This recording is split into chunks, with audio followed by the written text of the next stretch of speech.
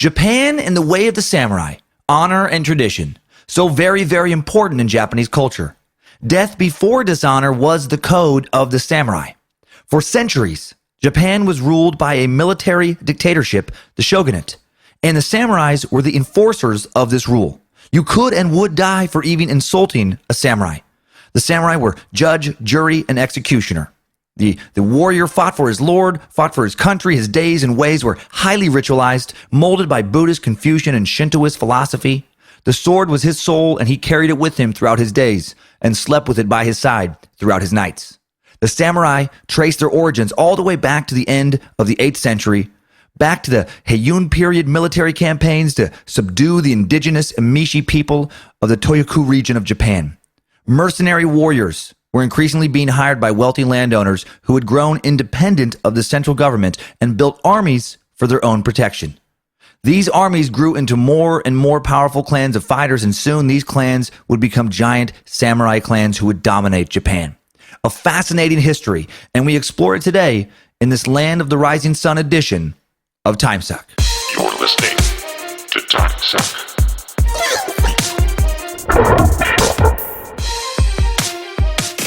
Hail Nimrod. I'm Dan Cummins, a.k.a. the Reverend Dr. Master Sucker Esquire the Fourth, a.k.a. Fourth Leg of Bojangles, a.k.a. Sir Sucks-a-Lot, a.k.a. He Whoeth Sucketh the Mosteth. And you are listening to Timesuck. And I hope you are a member of the Cult of the Curious. Join our weird cult. Join it. Recording in Los Angeles today in the rare Los Angeles basement. Not a city known for basements because of all the earthquake shenanigans. But in a basement today, hope that Reverend Dr. Paisley, back in the Idaho Suck Dungeon, is able to sweeten the sound enough to turn today's suck into some sweet ear candy. Thanks to the Time Suckers who came out to the Hollywood Improv on a Wednesday night last night, as I record this. 2 nights ago, as the first of you hear this. Thanks in advance to anyone who shows up in Oxnard at Levity Live this weekend. Traveling with Queen of the Suck, Lindsay, this week, which is fantastic. And thank you to Matt, by the way, in Hollywood, who gave me another military challenge coin. And I'm getting quite the collection, and very appreciative of that. And thank you all again for your service. So glad that the Suck seems to be really spreading within the military and within law enforcement. Big fans of both. They keep us safe. Very important roles. Get shit on a lot for whatever reason in the media. I shouldn't say for whatever reason, for valid reasons, but a few bad apples. Spoiling, a bunch that is, in my experience, mostly people of great integrity. Anyway, traveling with Queen of the Suck, Lindsay this week is fantastic. My most recent album, Maybe I'm the Problem, drops on vinyl tomorrow, September 15th, noon Pacific time, 3 p.m. Eastern time via Romanus Records. Scoop that up. And I do love the vinyl. I guess I'm a little hipster after all. What am I talking about? Like I just realized that I've been hipster the whole time to a certain degree. I'm a bigger hipster. But yeah, man, I love the. There truly is something about listening to stuff on vinyl, and it's so cheap. I think I've said that before. Like especially if you get into the used vinyl, that's what's really cool about it. I think. I mean, you're like, but it's. I guess you can stream things for free, but then there's commercials and different stuff, and they have to compress the sound quality. So much to make it streamable that it does really lose a lot of the nuances. But you can get, a pretty cheap record player, and you can go to your local record shop, or really go to your local thrift shop, and a lot of them have like a used record section, and you can find gems for like 50 cents, $1. Maybe they look a little scratched. Just get some of that record juice from your vinyl shop. Get some of that vinyl cleaner. And you can just kind of, brush it around. You can brush all those impurities out, and it's just sweet sound. Anyway, link to those to the custom limited edition pressings of my album in the episode description. Very excited not only for Oxnard this week, but to head back to Portland, Oregon this September 27th to the 29th, back at Helium. Flat Earth Tour stand-up shows and a live Matamoros Narco-Satanist Cult podcast on September 30th. Excited to do that topic again. That's the live only topic for the rest of this year. Back to California, October 5th and 6th, where today's cult story, or not today's, last week's cult story began, again in Huntington Beach. And I'll be at the Rec Room, dishing out counterculture, stand-up rhetoric, some flat earth stuff, and more. Then I'll be back to the Northwest, hitting the Tacoma Comedy Club in Tacoma, Washington, October 11th to 13th. with another live Metamoros Narco Satanist Cult on the 14th. And those will be my only Seattle area shows this year. The rest of the year's tour dates on dancummins.tv. And now let's get into today's suck. I want to say take it easy. Take it easy on me with this week's pronunciations. I looked up, so many words. But I also didn't quite have time to become fluent in Japanese. So easy, Tiger, easy. Now let's leave wherever the hell you are and head over to Japan, unless you're in Japan. Then you stay put. To understand the samurai, you really have to understand ancient Japanese culture. And I gotta say, I'm glad I got a little bit of a jump on this suck, because it wasn't easy for me to start working on. I really had to get over some stuff. I've hated Japan and hated Japanese people ever since I read about how for hundreds of years, they routinely ate Christian babies in order to gain magical martial arts abilities. And what? Wait, what? That was nonsense. I only said that hoping that maybe like one new listener would stop listening after hearing that and just wonder if it was true for a while. Just Becky, did you know why Japanese people are good at karate? They eat Christian babies, Becky. No, it's true. Someone said it once, so it has to be true. No, I'm glad I got a nice jump on this one because Japan's culture is so very different from my own American culture. Radically different. It took me a bit to wrap my head around it. I feel like I still have so much to learn. I feel like I can, do a decent job with today's narrative. But man, it's very, very different. Like I learned a little bit about Japanese culture in the Okikihara Suicide Forest suck. I learned so much more for this suck. The culture of Japan just incredibly unique. It developed until the end of the 16th century, completely outside of any Judeo-Christian or Muslim influence whatsoever, which is incredibly rare in the history of the world. Even more rare when Europeans did arrive, just a few Portuguese showed up. They didn't show up as conquerors. They were kicking ass all over the planet, but they quickly realized that Japan was not theirs for the taking. The samurai warriors ruling and guarding Japan were a formidable force, and they weren't about to allow foreign invaders to infiltrate their island. In fact, shortly after the arrival of Europeans, the Japanese minimized contact until there was virtually no contact with outsiders until the mid-19th century. That is not the way the shit went down basically anywhere else on Earth. Anywhere else on the, for sure, definitely not flat Earth. I found a map online that listed which countries are either European or have fallen under either total or partial control of a European nation between the 16th century and the 1960s. It's nuts. All of North and South America, right? Of course, under European control at some point. Guyana, aka French Guyana, still under European control. It remains part of the nation of France to this day. I did not know that. I had no idea that people living in South America were members of the European Union right now. All of Africa has fallen under European control except the small West African nation of Liberia. And Liberia only escaped European control because it was backed by the United States. It began as a settlement of the American colonization society in the 19th century, who thought that freed African Americans would fare better in Africa than America. So while not technically ruled by Europe, it was founded by Americans who, virtually ran it and were culturally, obviously, very much Judeo-Christian. Also, I should point out that Ethiopia was only ruled by Italy very, very briefly. However, for the point I'm making about Japan, Ethiopia's culture also shaped mightily by Christians, Jews, and especially Muslims. If you want to learn more about Europe's influence on Africa, we did a whole suck on it. Suck 72, the colonial devastation of Africa. Australia and the South Pacific Islands, all under the thumb of European colonialism. At some point, its cultures, either derivative of or heavily influenced by Europe, outside of obviously a few small jungle tribes that remain kind of independent to this day. The Middle East, all under either outright European control or strong European influence and or partial control at some point. Most of Asia, such as India and Pakistan, ruled by Europeans for long stretches, heavily influenced culturally by Europeans. Afghanistan, Bhutan, Nepal remained technically independent, but were essentially ruled by British proxies at various points. Afghanistan also essentially controlled by Russia at other points. Mongolia, strongly influenced / controlled by Russia at various moments in its history.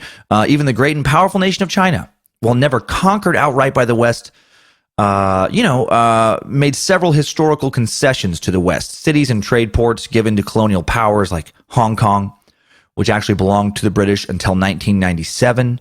Missionaries and other Western travelers bouncing around that nation for centuries. And then there's Korea and Thailand.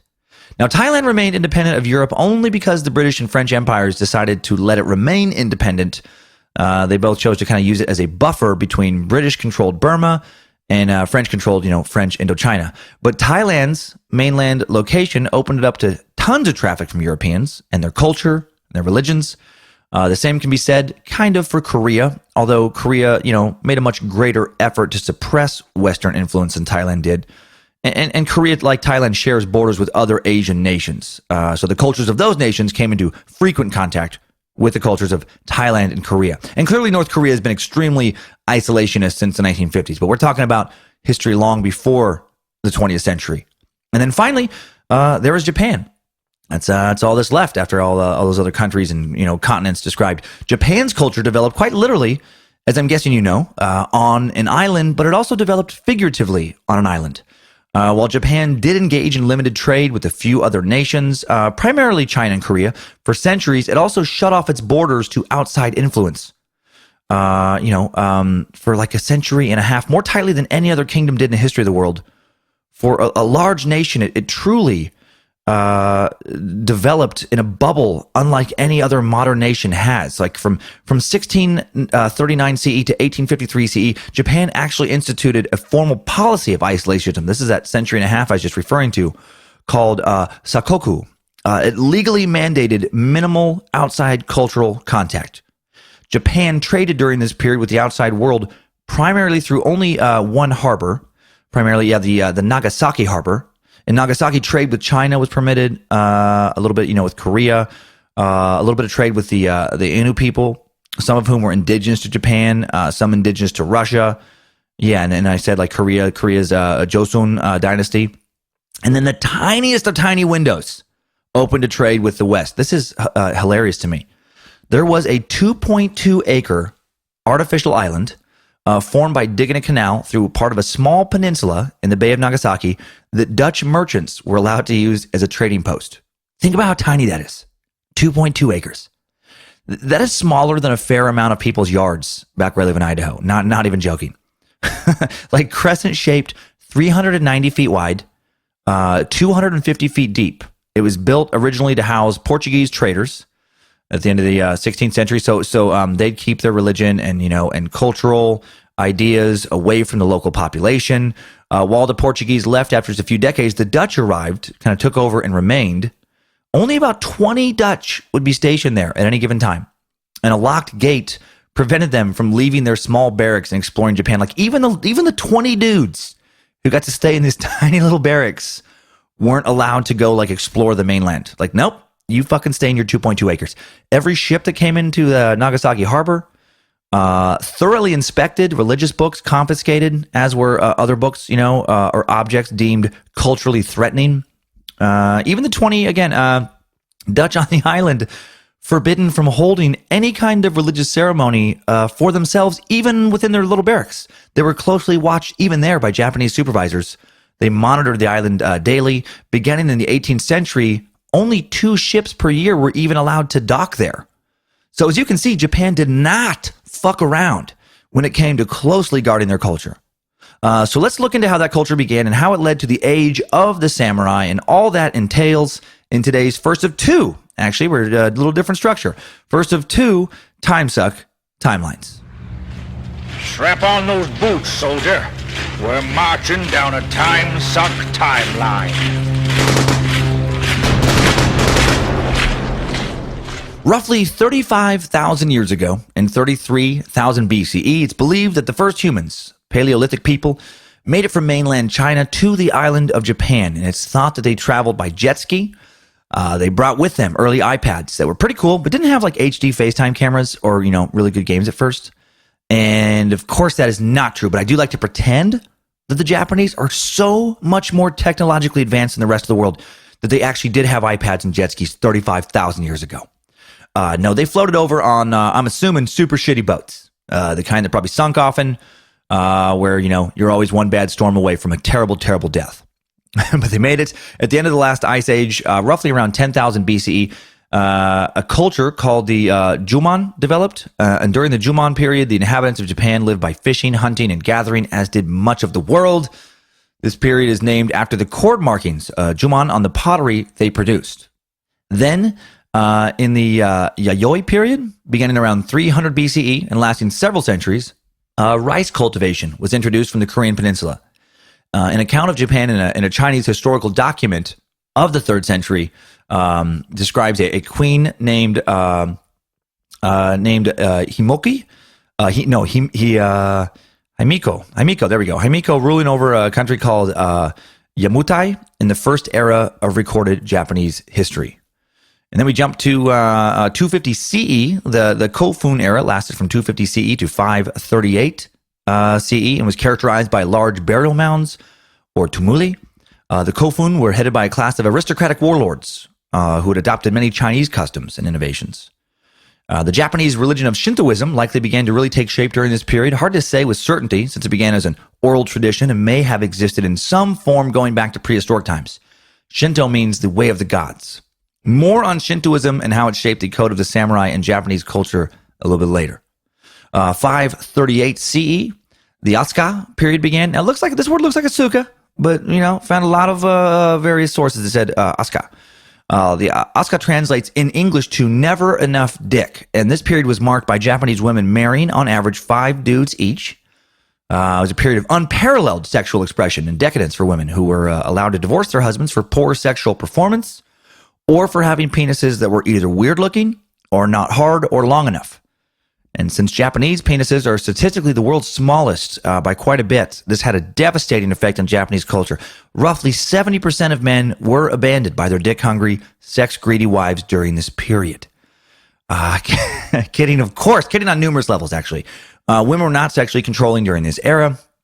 And science going against stereotype. Japanese men listening to the podcast, get ready for some positive information. Japanese men do not have tiny wings. According to a 2012 study of 500,000 grown men from around the round globe, Japanese men ranked 10th with an average erection length of 5.33 inches, just a bit longer than U.S. wings, which clocked in at 11th with an average length of 5.08 inches. So who's number one? The Republic of the Congo, with an average erection length of 14 inches, an average circumference of 9.4 inches. Kidding again about the length of the Congo. That's way too much dick for anybody who's not a masochist. No, 7.05 inches was number one. That was the Republic of Congo. FYI, my penis measures somewhere around 20 inches long when I measure from the small of my back down around in between my legs and then up to the tip from the grundle. And now I'll stop before everyone quits listening and unsubscribes. And I meant with that 20, I meant like from the small of the back, around through the grundle, up to the tip. Okay, 538 CE, the Asuka period really did begin. This period draws its name from the de facto imperial capital at that time, Asuka. Buddhism came to Japan during the Asuka period and influenced the formalization of the native Shinto religion. It's still shaping and molding. The Chinese writing system also made its way onto the island, giving birth to Japan's own written language, which would be initially derivative of Chinese. Japanese society divided into powerful and rival clans during this era. The Buddhist Soga clan then took control of most of Japan. In 587 CE, ruled for nearly 60 years. One leader of this clan, Prince Shotoku, ruled from 594 to 622, authored the 17-article constitution, a Confucian-inspired code of conduct for officials and citizens. He inspired the name of the country, Japan, which comes from the phrase land of the rising sun, when he wrote an insulting letter to a Chinese ruler that started off stating, the sovereign of the land where the sun rises is sending this mail to the sovereign of the land where the sun sets. And apparently that was an insult because it indicated that the sun's full strength originated in Japan and that China received, like a half sun, like a waning, limp sun. Japan's sun fucking just rock hard. Fully erect. China's sun just like, so Japan, starting off with some smack talk. 645 CE, the Soga clan is overthrown by the Fujiwara clan, whose first leader, Emperor Kotoku, wrote the Taika reforms immediately after taking over. Now, these reforms focused on land reform based on Confucian philosophies, also enhanced the power of the imperial court by taking away power from regional leaders and making the imperial court the place you had to go to settle legal disputes and appeal to the government. The land reform of this era, adopted from China, is now known as the equal field system. And this is kind of how feudalism really gets moving in Japan. This system worked on the basis that all land was owned by the government, which would then assign it to individual families. Every individual was entitled to a certain amount of land, the amount depended on their ability to supply labor. For example, able-bodied men received approximately 2.7 acres, while women received a little bit less. More land was granted per ox owned by the family. After death, the land would then revert back to the state to be reassigned to the next generation. Although provisions were allowed for some inheritance of land that required like long-term development of certain crops. Despite these reforms, most of the islands of Japan still operated operated regionally, and it would take centuries to really consolidate power in a way similar to the Empire of China. 710 CE, the government constructed a grandiose new capital at Hyokyo, modern Nara, modeled after the capital of the Chinese Tang dynasty. During this period, the first two books produced in Japan appeared, the Kojiki and Nihon Shoki, which contain chronicles of legendary accounts of early Japan and its creation myth, which describes the imperial line as descendants of the gods. This is kind of important in the development of the ethos, the loyalty kind of to Japan in the samurai code. A mythology that would really help kind of fuel intense Japanese nationalism as time went on, just kind of worshiping themselves in a sense. The aristocratic class practiced Buddhism, also Chinese calligraphy. Agricultural villagers followed the tenets of Shintoism, which was starting to grow in cultural importance. And again, more on Shintoism later, I promise. Further land reform occurred during this era that would lead directly to the rise of the samurai. Decrees in 723 CE held that newly developed lands could be inherited for 3 generations, while a later decree in 743 CE allowed for these developed lands to be held in perpetuity, right? So now you can have private ownership in perpetuity. This is very important to kind of how the samurai would develop. By 800 CE, the whole Confucian land redistribution scheme had just been practically totally abandoned. During this period, Japan also suffered a series of natural disasters, including wildfires, droughts, famines, outbreaks of disease, such as a smallpox epidemic that killed over a quarter of the population. Emperor Shomu, who ruled from 724 to 749 CE, feared his lack of piousness had caused the trouble, and so increased the government's promotion of Buddhism during this period, including the construction of the temple Todaiji. Additional provincial Buddhist temples known as Kokobunji were built all over Japan. Every province was to build a monastery and a nunnery, like the Buddhist nunneries, each with a 7-story pagoda, each housing a statue of Shakyamuni Buddha. Each monastery was to have 20 monks, each nunnery 10 nuns, whose constant task would be to recite the scriptures, offer up prayers for the welfare of the nation, right? Just that whole kind of ancient thing of like, please don't let another disease wipe us out. Just as the temporal world had its governors in each province to attend to its administrative and judicial matters, so the spiritual world would have officially appointed monks and nuns distributed evenly among the provinces to attend to the spiritual needs of the Japanese people at this time. 794 CE, the Heian Era began with the ascension of the Emperor Kammu, who shifted the capital to Heian, present Kyoto. Kammu was less enthralled with Buddhism than his predecessors and began to dismantle the culture's Buddhist infrastructure.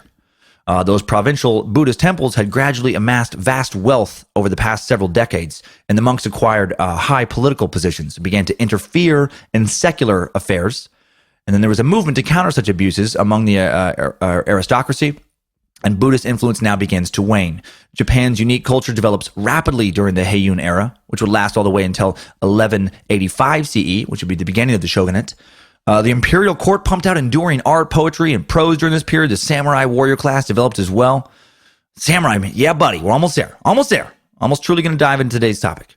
The new government consisted of the emperor, his high ministers, a council of state, and 8 ministries, which with the help of an extensive bureaucracy, ruled over some 7 million people spread over 68 provinces at that time, each ruled by a regional governor and then further divided into 8 or 9 districts. Now Japan is truly becoming a feudal nation. While noble landowners are spending more and more time in the new capital, in and around the imperial court, working on their fucking art, working on their drawings, working on their poetry, enjoying being rich and petulant, the vast majority of Japan's population is working the land, either for themselves or for the estates that are popping up now. And they're burdened by banditry, by excessive taxation. Rebellions begin to occur with greater and greater frequency. After this policy of, redistributing public lands, the whole equal field system, after that went away, the proportion of land held in private hands would naturally start to increase, and some people would get more than others. By the 12th century, 50% of land would be held in private estates, and many of these given special dispensation through favors or due to religious reasons, and would become exempt from paying taxes. So the situation causes a serious dent in the state's finances. Wealthy landowners, they're claiming more and more new land. They're developing it. They're increasing their wealth. They're less dependent on the government. They're starting to feel more powerful than the government than the emperor. This ever widening gap between the haves and have-nots is growing. Also, many of these now large estate owners, they're spending more and more time away from the land they own. A large number of them actually residing at the court in Heian Era. This meant that the estates were managed by subordinates who were now seeking to increase their own power. And as time goes on, the nobility and the emperor become more and more separated from everyday life. Most commoners' contact with central authority becomes limited just to paying the local tax collector. And as all these nobles spend less and less time on their own land in the beginning of the 9th century, private armies are now being formed in order to protect the interests of the Shogun, the nobles who spent most of their time away at the imperial court. And this is the beginning of the samurai, a name which literally translates as attendant, with the verb samurai meaning to serve.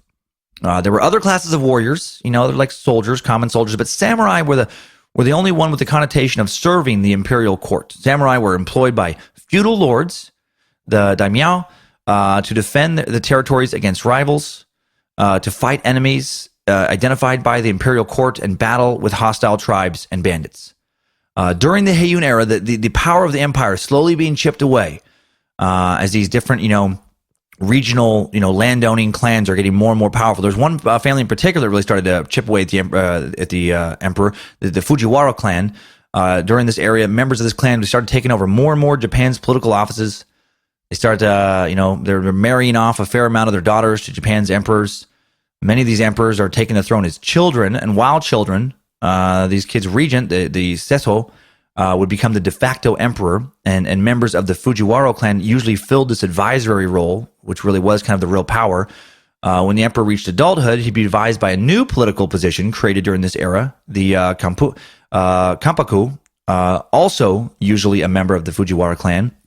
And so the rising dominance of this clan does not go unnoticed, doesn't go unchallenged. Emperor Shirakawa, who ruled from 1073 to 1087, begins to assert his independence from Fujiwara by abdicating the throne in 1087 CE and allowing his son, Horikawa, to reign under his supervision. And then this strategy of retired emperors still in effect governing became known as cloistered government, as the emperor usually remained behind closed doors in a monastery.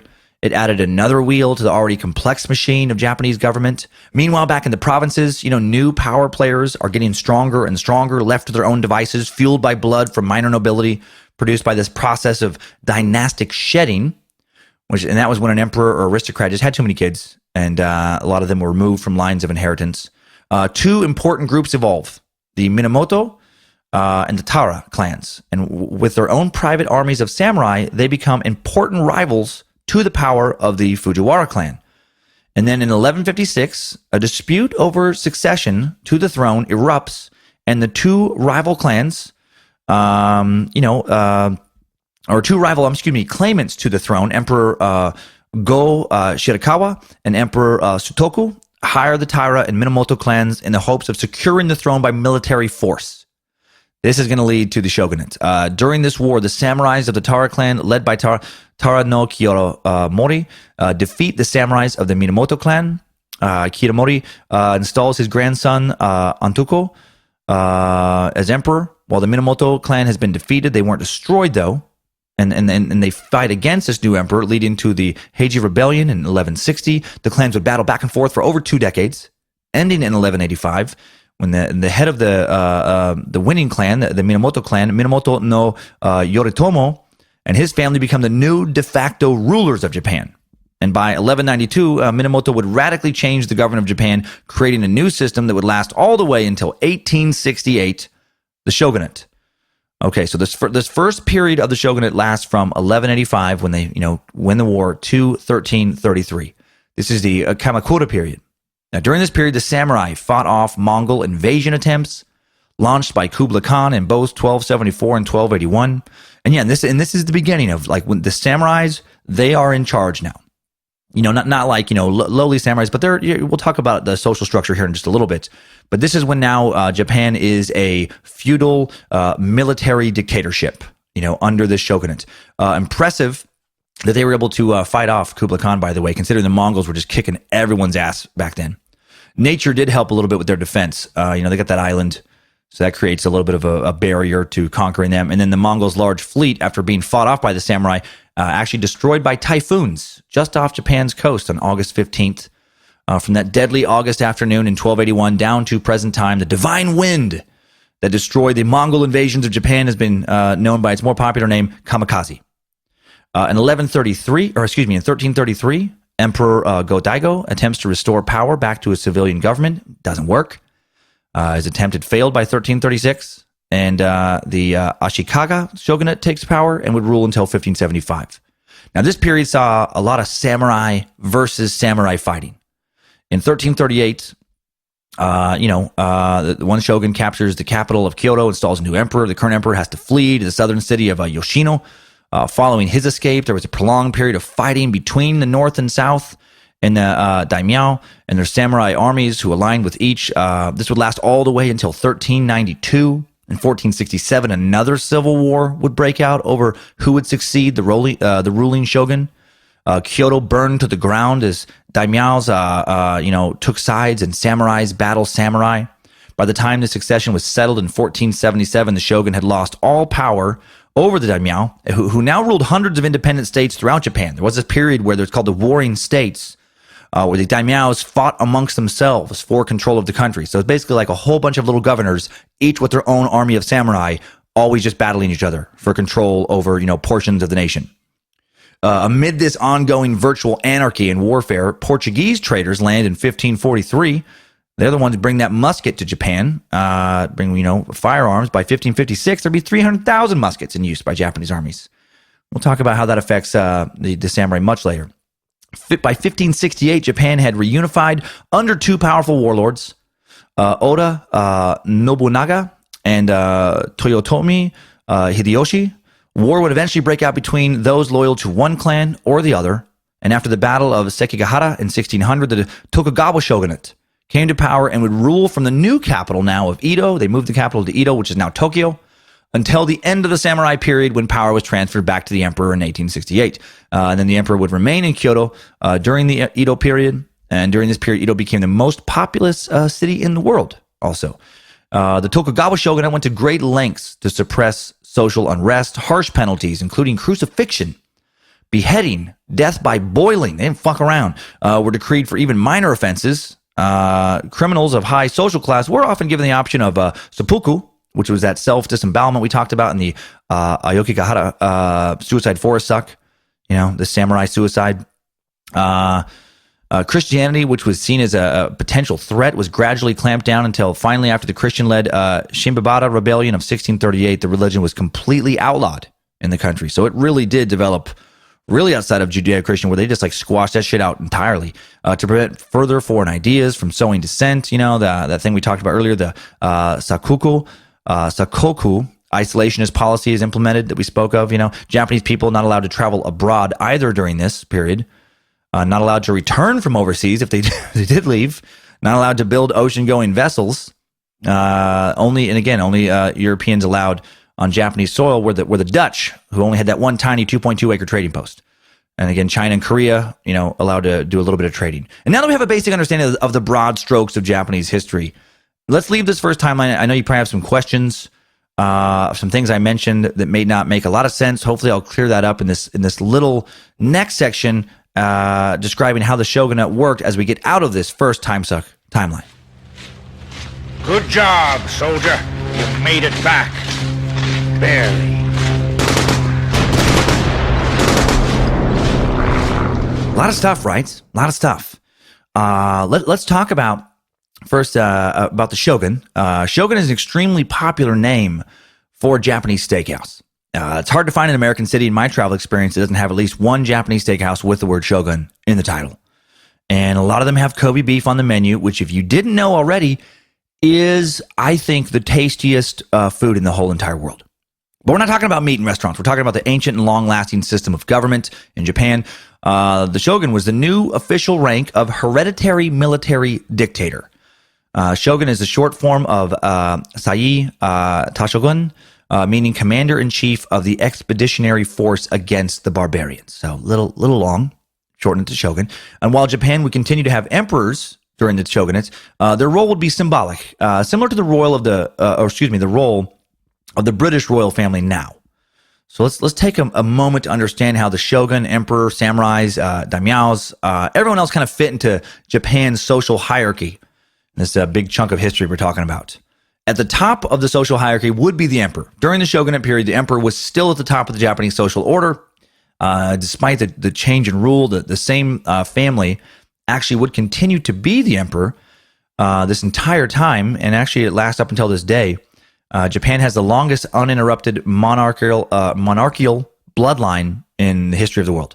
The early Yamato leaders of Japan claimed descent from the sun goddess Amaterasu, and legend is that it began 2,600 years ago with Emperor Jimmu, over 2,600 years ago, who allegedly took power on February 11, 660 BCE. And that continues all the way, this bloodline continues all the way to the present. Currently 84-year-old Emperor Akihito holds the largely symbolic position. He was born in the Tokyo Imperial Palace. He's the son of Emperor Hirohito of World War II infamy.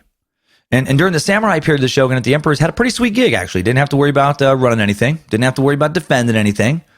The emperor spent most of his days with ceremonial duties, gentlemanly pastimes, which I can only imagine involved a lot of good food, a lot of sex with various court mistresses and or young dudes of the court. The emperor's movements were restricted, his contacts controlled. He was only permitted to socialize with 140 courtly families that also lived within the imperial precinct. The emperor's life was so secluded that many foreign visitors in Japan were actually unaware of an emperor's existence, while others who were aware of his existence believed him to be some type of religious leader or pope. So unless you were someone who really, really wanted to travel, life is pretty cushy and pretty sweet if you're emperor or a member of one of those court families. So beneath them, and the real ruler, technically beneath them social status-wise, but the real ruler is the shogun. The head samurai, basically. Like the shogun was in charge of the country. He and his appointed administrators ran his feudal military dictatorship. Directly below the shogun and his inner circle of bureaucrats were the daimyo, who ruled the 250 Han clans that made up the country of Japan, all these regional little leaders. This number would eventually increase to 300 daimyos. During the Tokugawa period of the shogunate, which lasted from 1603 to 1868, the government owned all of the territory within a day's march of Edo. The shogun controlled more than a quarter of all cultivated land. He also controlled major communication routes, seaports, precious metal supplies.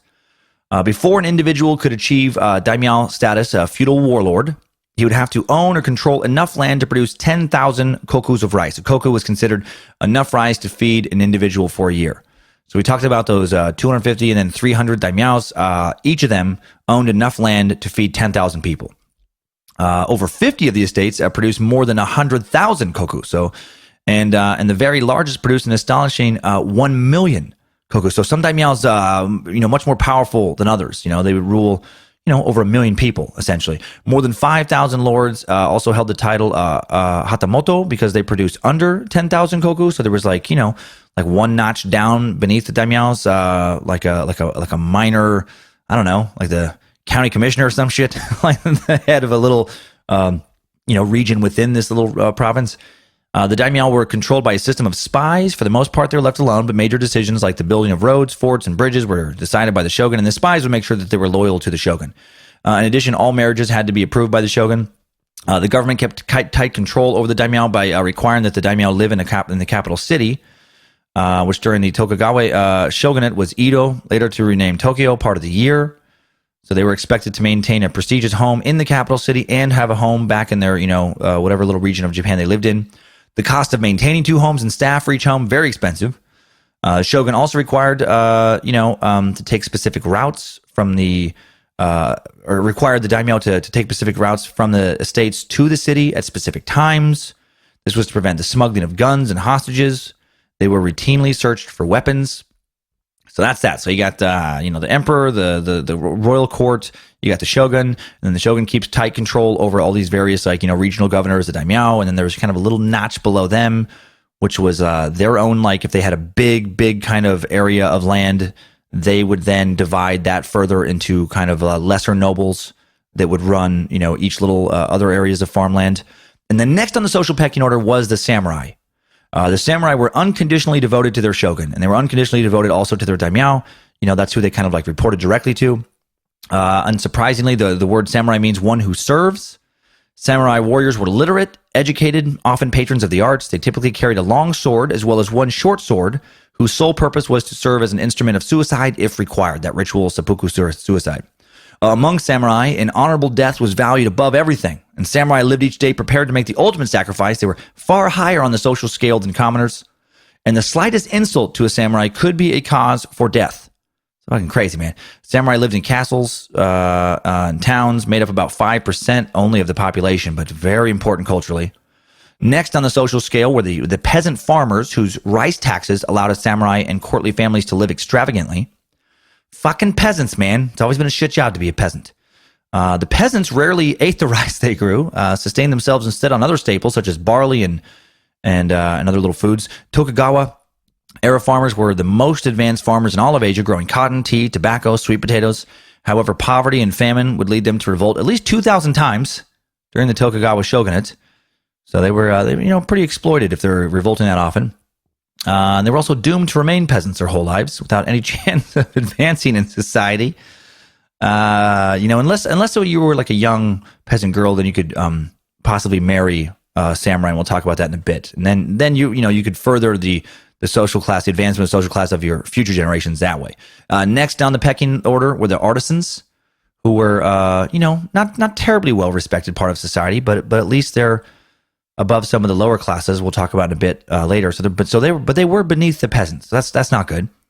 Unless they were swordsmiths for high-ranking samurai or their pottery happened to please the daimyo, the artisans were deemed pretty useless. They didn't produce food, and they paid no rice tax, and so they were not really that valued in society. Man, my skills would absolutely render me completely useless in the Japanese shogunate. I would be beneath a peasant. Being a peasant sucked, and I'm beneath that. It's unfortunate.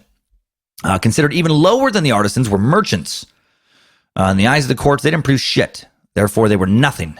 In reality, however, the merchants drove economic progress. They were the entrepreneurs. They provided wood to build new homes and palaces, tatami mats, produce, household items, textiles, trinkets. They built, simple-looking homes, yet adorned themselves with lavish decorations and inner gardens.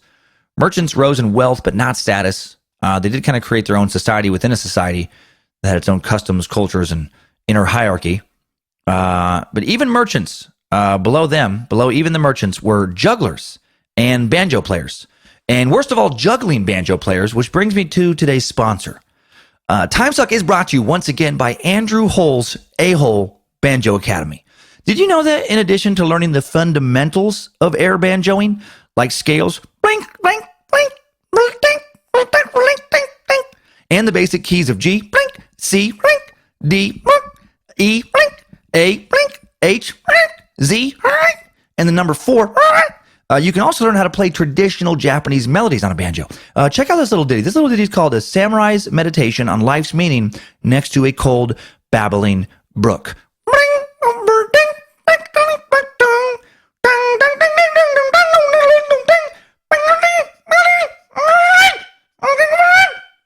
So there's that. Or what about Tears of the Empress?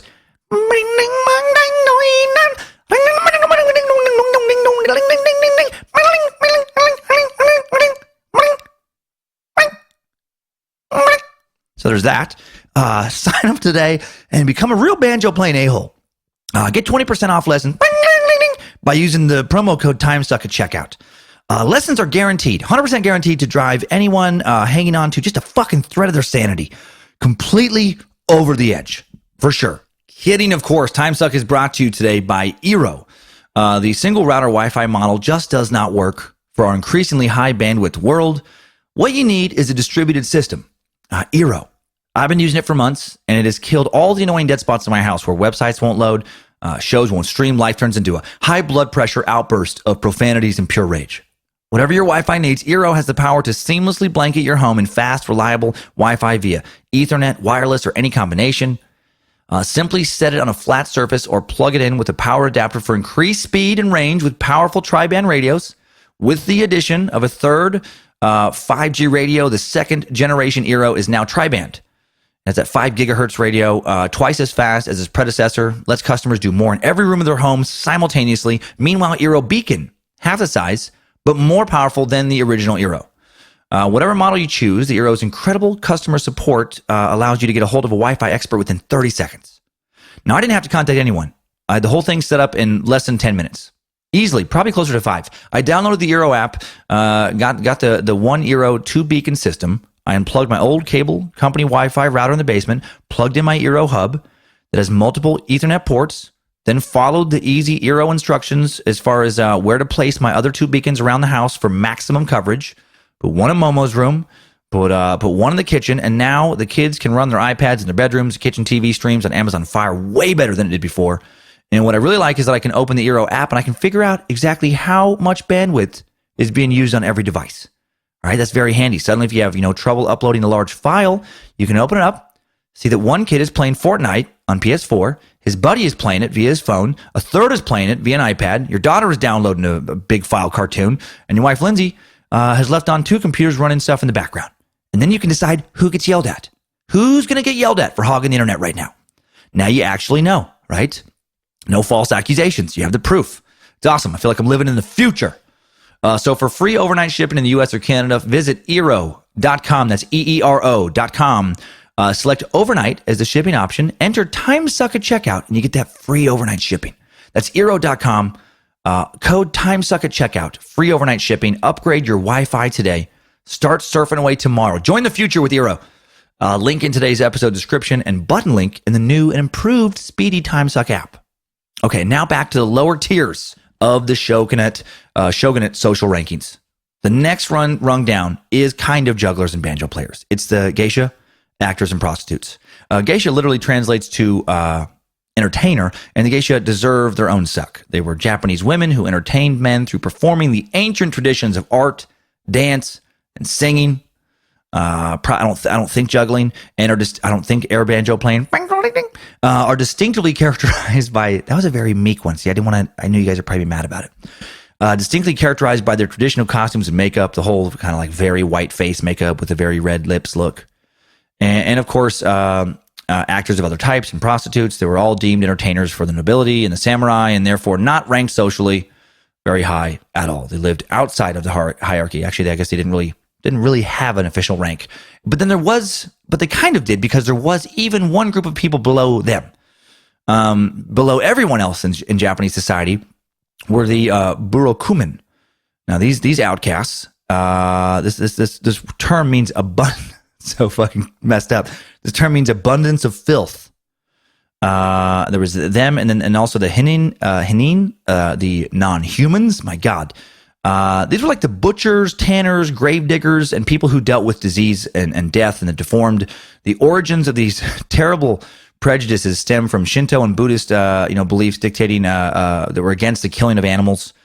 These people were born into their status, although some were demoted there. They were required to live in certain quarters of town where they didn't have to be seen by other people. They abide by curfews. Fucking get in there, butcher. The rest of us don't want to look at your fucking disgusting non-human ass. Prejudice continues against this class of people to this day. So as you can see in this hierarchy, the samurai class ranking very, very high.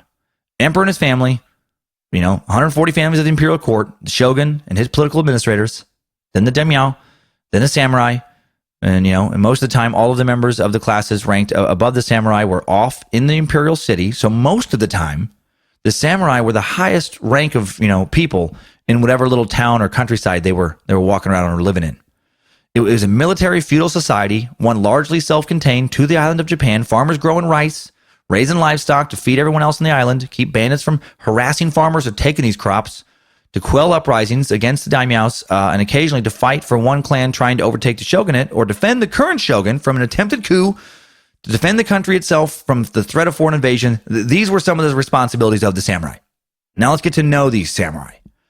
Let's start with how they dress. Samurai, when not wearing armor, would dress mainly in cargo shorts, flip-flops, loose-fitting tank tops in order to kind of put off a harmless, non-threatening, don't even worry about it, I'm not even going to try and kill you with my sword vibe.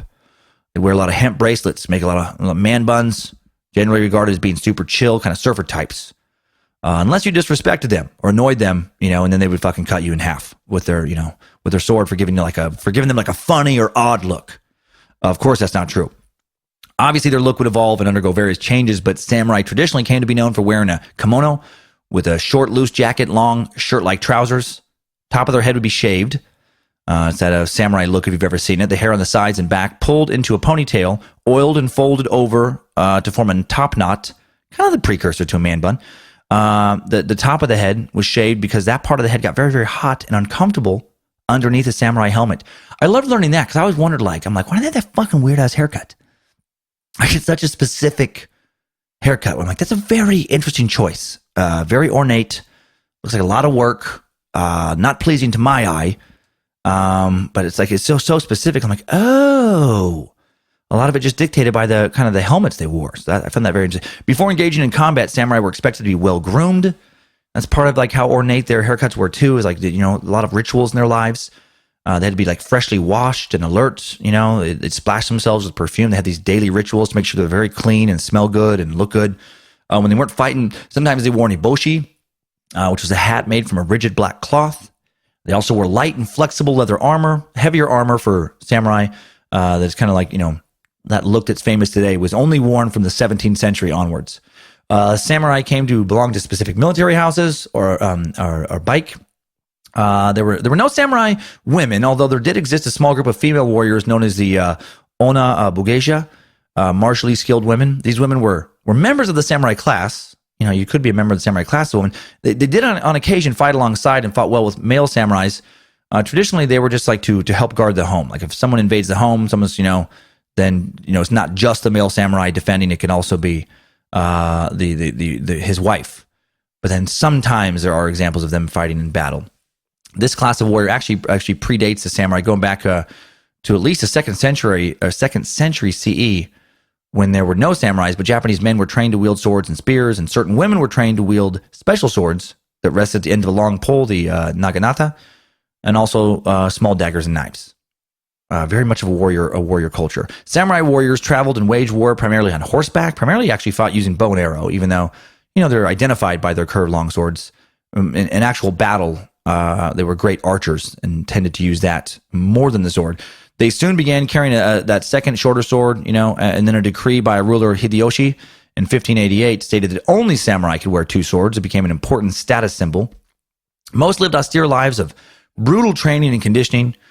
Training methods for individual samurai varied as much as the samurai themselves, but it always usually revolved around a strict code of honor, which came to be known as Bushido.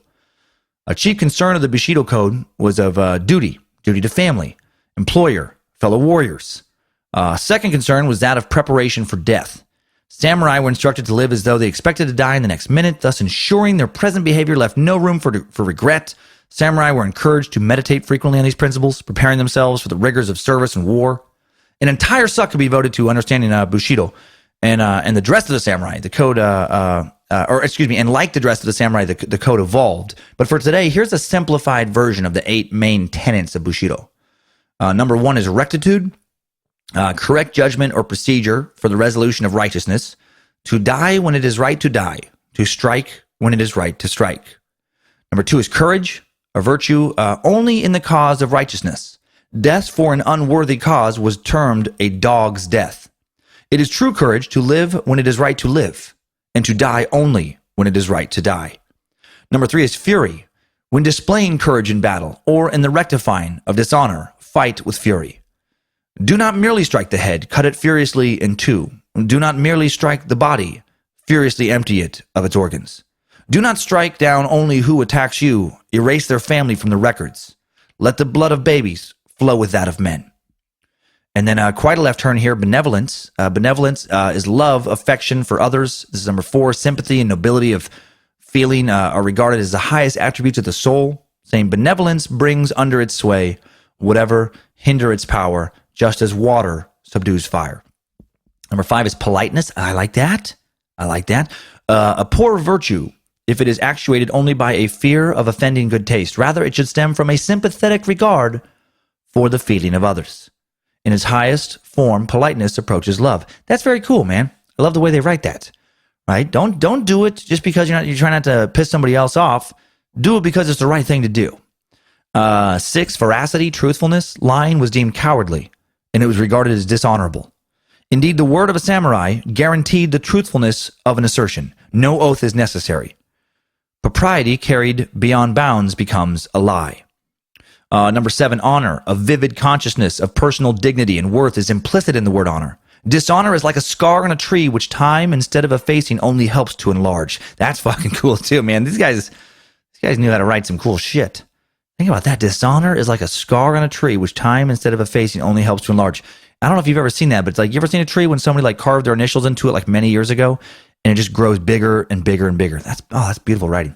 Number 8, loyalty. Only in the code of chivalrous honor does loyalty assume importance. In the conflict between loyalty and affection, the code never wavers from the choice of loyalty. A samurai was obliged to appeal to the intelligence and conscience of his sovereign by demonstrating the sincerity of his words with shedding of his own blood. Oh, and I almost forgot. I made the Fury tenet up. The Fury that's not true. That's not true. There was the other 7 is true, but the Fury is not a thing. They're not trying to advocate baby killing that I'm aware of. Okay, also let's talk about Shintoism now. I mentioned it earlier. It was Shintoism that gave the samurai their strong belief in the importance of tradition and the will to fight for their homeland.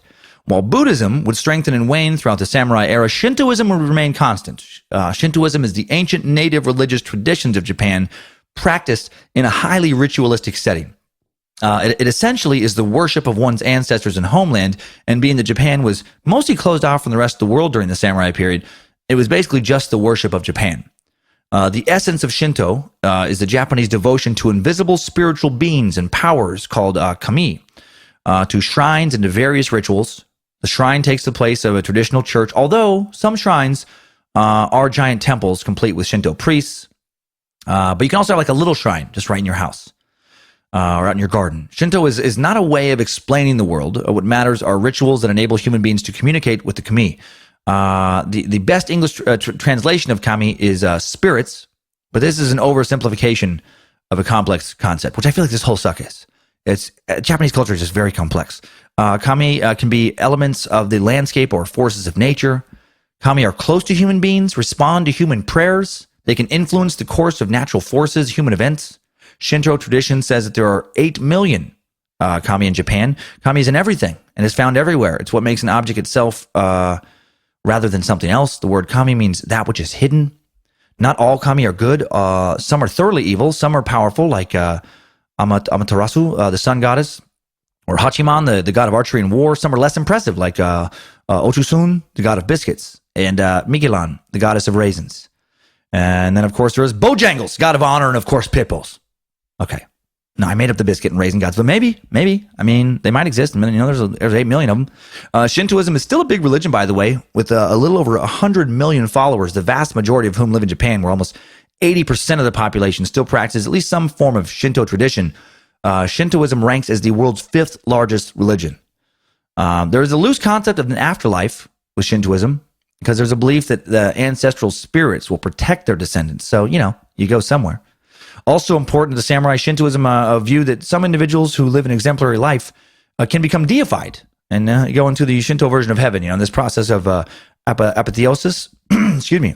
Many in the imperial family have experienced this honor, as have successful warriors. So a strong emphasis on tradition, honor, and loyalty to one's people and country, those themes would define much of the life of the samurai. Now that I finally kind of gave a brief overview to Shintoism, let's talk about this physical conditioning of the samurai. Samurai conditioned themselves and proved their physical toughness by battling with the elements. Practices such as standing nude in deep snow or sitting beneath ice-cold waterfalls, two common examples of samurai training practices. Many also would practice voluntarily going without food, water, or sleep to harden themselves against deprivation. On the other extreme, heavy drinking was a favored pastime to build endurance, to increase vigor. I mean, these guys are it's like the stereotypical definition of a man's man. Just pounding sake, then going literally balls deep in a snowbank. And that after a long day of sword training, maybe some cutting some fools down. Many samurai trained in unarmed combat skills as well, most commonly in bujutsu, this style that eventually spawned karate, judo, and aikido. Because warriors always went about armed. It was rarely practiced with the expectation of realistically using these martial arts to fight. Instead, samurai studied unarmed fighting to condition themselves physically and just to better understand armed combat. They also used the kata, formal practice exercises, as a meditative practice. I mean, these guys were like modern day special forces warriors who just, never had to bother with paperwork or learn how to use a computer. They just had lives completely devoted to the preparation for battle. When it came to weapons training, samurai traditionally trained with a sword, bow, and a spear-like weapon called naginata. During the peak of the feudal period, famed instructors in these arts opened up schools under the protection of a single lord, daimyo, who would encourage the samurai to train there. While training, samurai would use wooden weapons for practice against each other, then sharp swords against dummies made of wood or straw. Occasionally, you'll find this on the web, samurai also would practice their weapon techniques against live people, like slaves or prisoners. They just chop them down. That would suck for those people. Like some prisoner had been sentenced to death. It's like, nah, we don't need a dummy. Just take him out. Samurai had time for all this shit because of outside of fighting, they didn't have to work. Their position entitled them to a yearly stipend of rice, which was often more than they needed, and they would sell some of it for cash or other goods. All that was required of them was that they had to be ready to fight and fight when called upon, even if that never actually happened in a major way. They were also kind of like a police force, so sometimes they would settle like little disputes as well.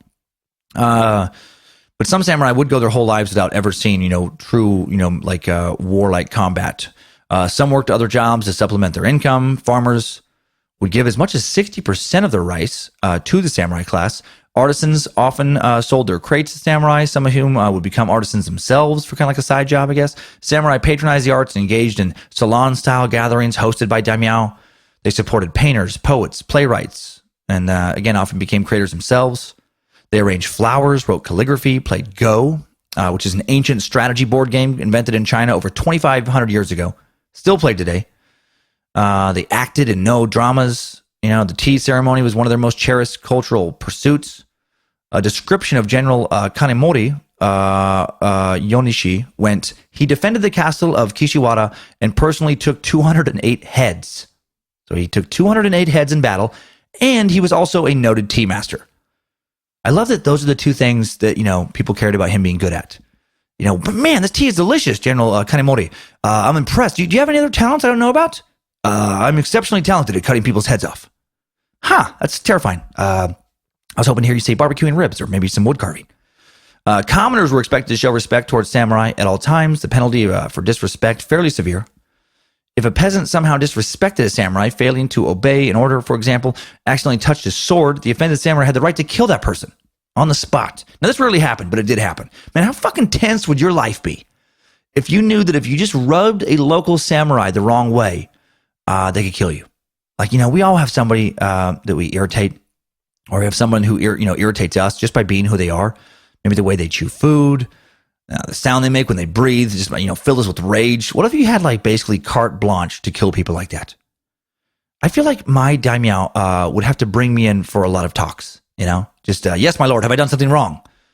Well, nothing technically wrong. It's just you've been killing a lot of peasants lately, and several musicians and a few actors, and frankly, too many shopkeepers to count. They disrespected me, my lord. Define disrespect, Samurai Cummins. Well, they looked at me funny, or they refused to look at me, or or sometimes they chew with their mouth open, or, oh man, this one fucking gets, they slurp their soup, or burp and didn't excuse themselves, or farted, or might have farted, in a way that, it had to have been someone in the area, and probably them, or played music way too loud when I was trying to talk to somebody else, Or, oh God, this one, or had a laugh that sounded like a cat being beaten. It's just really rage-inducing laugh. Dan, I think you have disrespect confused with irritation. Oh, shit, you're right. All right, okay, cool. I'm going to work on that. And how terrible would it be to lose a family member that way? Like, can you imagine you grow up without a father because he was clumsy? Maybe he accidentally bumped into a fucking samurai at the market and touched his sword. Oh, my God. Well, the samurai, in various periods, really did get away with some crazy shit, man. During that tumultuous age of warring states that lasted from 1467 to 1568, when all the various daimyos were essentially just regional leaders of autonomous states and battle between them was nearly constant. This was the most, high concentration of battle kind of period of being a samurai. This informal practice developed among samurai known as toshugiri, which roughly translates to crossroads killing. And what it was some samurai who, they just purchased a new weapon, they just mastered some new technique. They would just kind of walk around at night and they would want to practice their new technique or try out their new sword on just whoever the fuck happened to walk around, by them. And now these wanton acts of, just night stabbings were technically illegal, but very, very few samurai were ever arrested for doing it because it was really hard to arrest someone for a crime that involves killing the only witness and then just leaving. And, being part of a class where you were allowed to kill people. My God, man. So that whole live an honorable life, that whole Bushido code, it did take a back seat to other interests in moments. Marriage in the age of samurai was an unusual thing because what exactly it entailed depended on the class of the woman, who were marrying the samurai. When women from the lower classes wanted to get themselves some of that sweet samurai D, they had to pay them for the privilege of becoming what amounted to basically being a servant. That was the cost of jumping up in class. That was what it took to get, your offspring up a little higher in the rankings. One of the most valued traits in samurai wives was obedience, and they were basically expected to do everything for their husband, including making themselves available for sex 24 hours a day, 7 days a week, which would not be as insulting for these women if their husbands weren't also allowed to have mistresses and as many as they wanted whenever they wanted. Wives were also expected to kill themselves if their husband messed up, which would have to be such an unfortunate way to die. Like now if your partner really fucks up and throws, your retirement money into some kind of pyramid scheme or gets arrested for having an affair with some underage babysitter, you get a divorce, you're ashamed. Back then you fucking killed yourself. So that's a positive way to think about modern divorce, I guess. Seppuku, that Japanese ritual suicide we described in detail in the Suicide Forest Suck, was practiced by samurai when they really messed up. Usually it was done as a way to rob an enemy of the satisfaction of killing them. So to commit seppuku, a samurai would slice open his own stomach with a small blade. That the smaller of the two swords he carried before his head was ceremonially cut off by a trusted associate in order to minimize their suffering. And they chose the stomach because that's where they thought kind of like the soul resided. They wanted to show how clean their soul was. When a samurai screwed up so badly, though, he felt it that he needed to commit seppuku to die with at least a shred of honor intact, yet his wife also expected to kill herself. What a bummer. No one took the concept of death before honor or dishonor quite as seriously as the medieval samurai. One more interesting note about samurais before we jump into the next timeline, which involves the life of a specific samurai. Samurai training young boys in the ways of combat were allowed to take these apprentices as their lover until they became an adult. Part of what was called a brotherhood contract, which was a lot less about brotherhood and mostly about boy fucking. Sex between the couple was expected to end when the boy came of age. The relationship would ideally develop into a lifelong bond of friendship at that point. That's fucking so weird to me. What a weird transition that would be, just this whole platonic friendship after kid sex, right? Very strange to have drinks years later. Everyone's married to women now, man, we had some good times, right? Man, God, yeah. Thanks for teaching me the code, man. Thanks for teaching me really how to use a sword. God, thanks for teaching me to master my emotions. And you know what? I just want to say, I'll take this moment. Most of all, thanks for the lube. Truly. Thanks for always really lubing up. And lubing up hard, when you pushed me down and gave me that deep, grown-up dick. I appreciate it. I know you didn't have to do that. And I just want you to know it didn't go unnoticed. It's crazy, man. I'm constantly amazed by what has been determined to be culturally normal human behavior at various points in history. Last week's Children of God cult founder David Berg would have loved this aspect of samurai lifestyle. Why all the kid fucking in history? While this went on, sexual activity with women was not barred for either party. And then once the boy came of age, both were free to seek more underage lovers and just continue the cycle. It is noted that the samurai can only do this with the boy's express permission, but anyone with a basic understanding of how consent works knows that it doesn't work when one of the partners is a kid who doesn't understand their rights yet. Actually, and I do have, I said that was the last thing, but there's two more. The Ronin and the Kabukomono. Can't give a samurai overview without bringing up the Ronin. The idea of Ronin, the masterless samurai who became wandering swords for hire, become highly romanticized in modern culture. How did one become a Ronin? Well, if a samurai lost his master, otherwise dishonored himself, decided that he didn't want to commit seppuku, and carve out his own intestines, he could become a Ronin, which was roughly an analogous. God dang it, I can't say that word right now. There's too many words. There's too many fucking hard words. Word difficulty in this suck. Fucking code red. Which was the same as being a hobo, who's basically really good at fighting. Like a good fighting hobo was the Ronin. Despite being considered one of the lowest rungs of society, Ronin still got to act like samurai. They still refused to work regular jobs. Consider it beneath them. Usually worked as like bodyguards, mercenaries, straight up criminals. They'd earn their keep usually by killing or robbing people for money. Like Ronin, Kabukomono were a masterless samurai who decided that being alive was preferable alternative to letting someone cut their head off with a sword. Unlike Ronin, though, they celebrated their new lease on life by just being fabulous. The Kabukomono would dress in wildly flamboyant outfits, the most garish colors possible. When such an outfit couldn't be found, the Kabukomono would settle for women's clothing, accentuated with the most ridiculous-looking haircut possible, making them very similar to hipsters, just marginally less annoying. Kabukomono, as samurai with no masters and thus no responsibilities, spent most of their time just actively making the world a terrible place. Engaging in activities like beating random people to death in the street, fleeing from restaurants without paying, murdering people for fun, looking for other Kabukomono to fight. Okay. All right, this very strange aspect of samurai life out of the way. To further explore the life of a samurai warrior, let's examine the life of one samurai in particular, perhaps the most famous samurai, Miyamoto Musashi, in today's second Timesuck timeline. Strap on those boots, soldier. We're marching down a Timesuck timeline. In 1584, Miyamoto Musashi is born into a samurai family in the village called Miyamoto Village in the Harima province. That's where he got his name. His full name was either Shinmen Musashi or Kami Fujiwara no Genshin. He'd later adopt the name of his birthplace. I want you to know I fucking nailed that second one, by the way. Maybe I should have done that. Maybe Riggins Cummins would be a stronger sound than Dan. Although the consecutive ends is a bit strange. Maybe Riggs Cummins or maybe Rigcum. Probably not.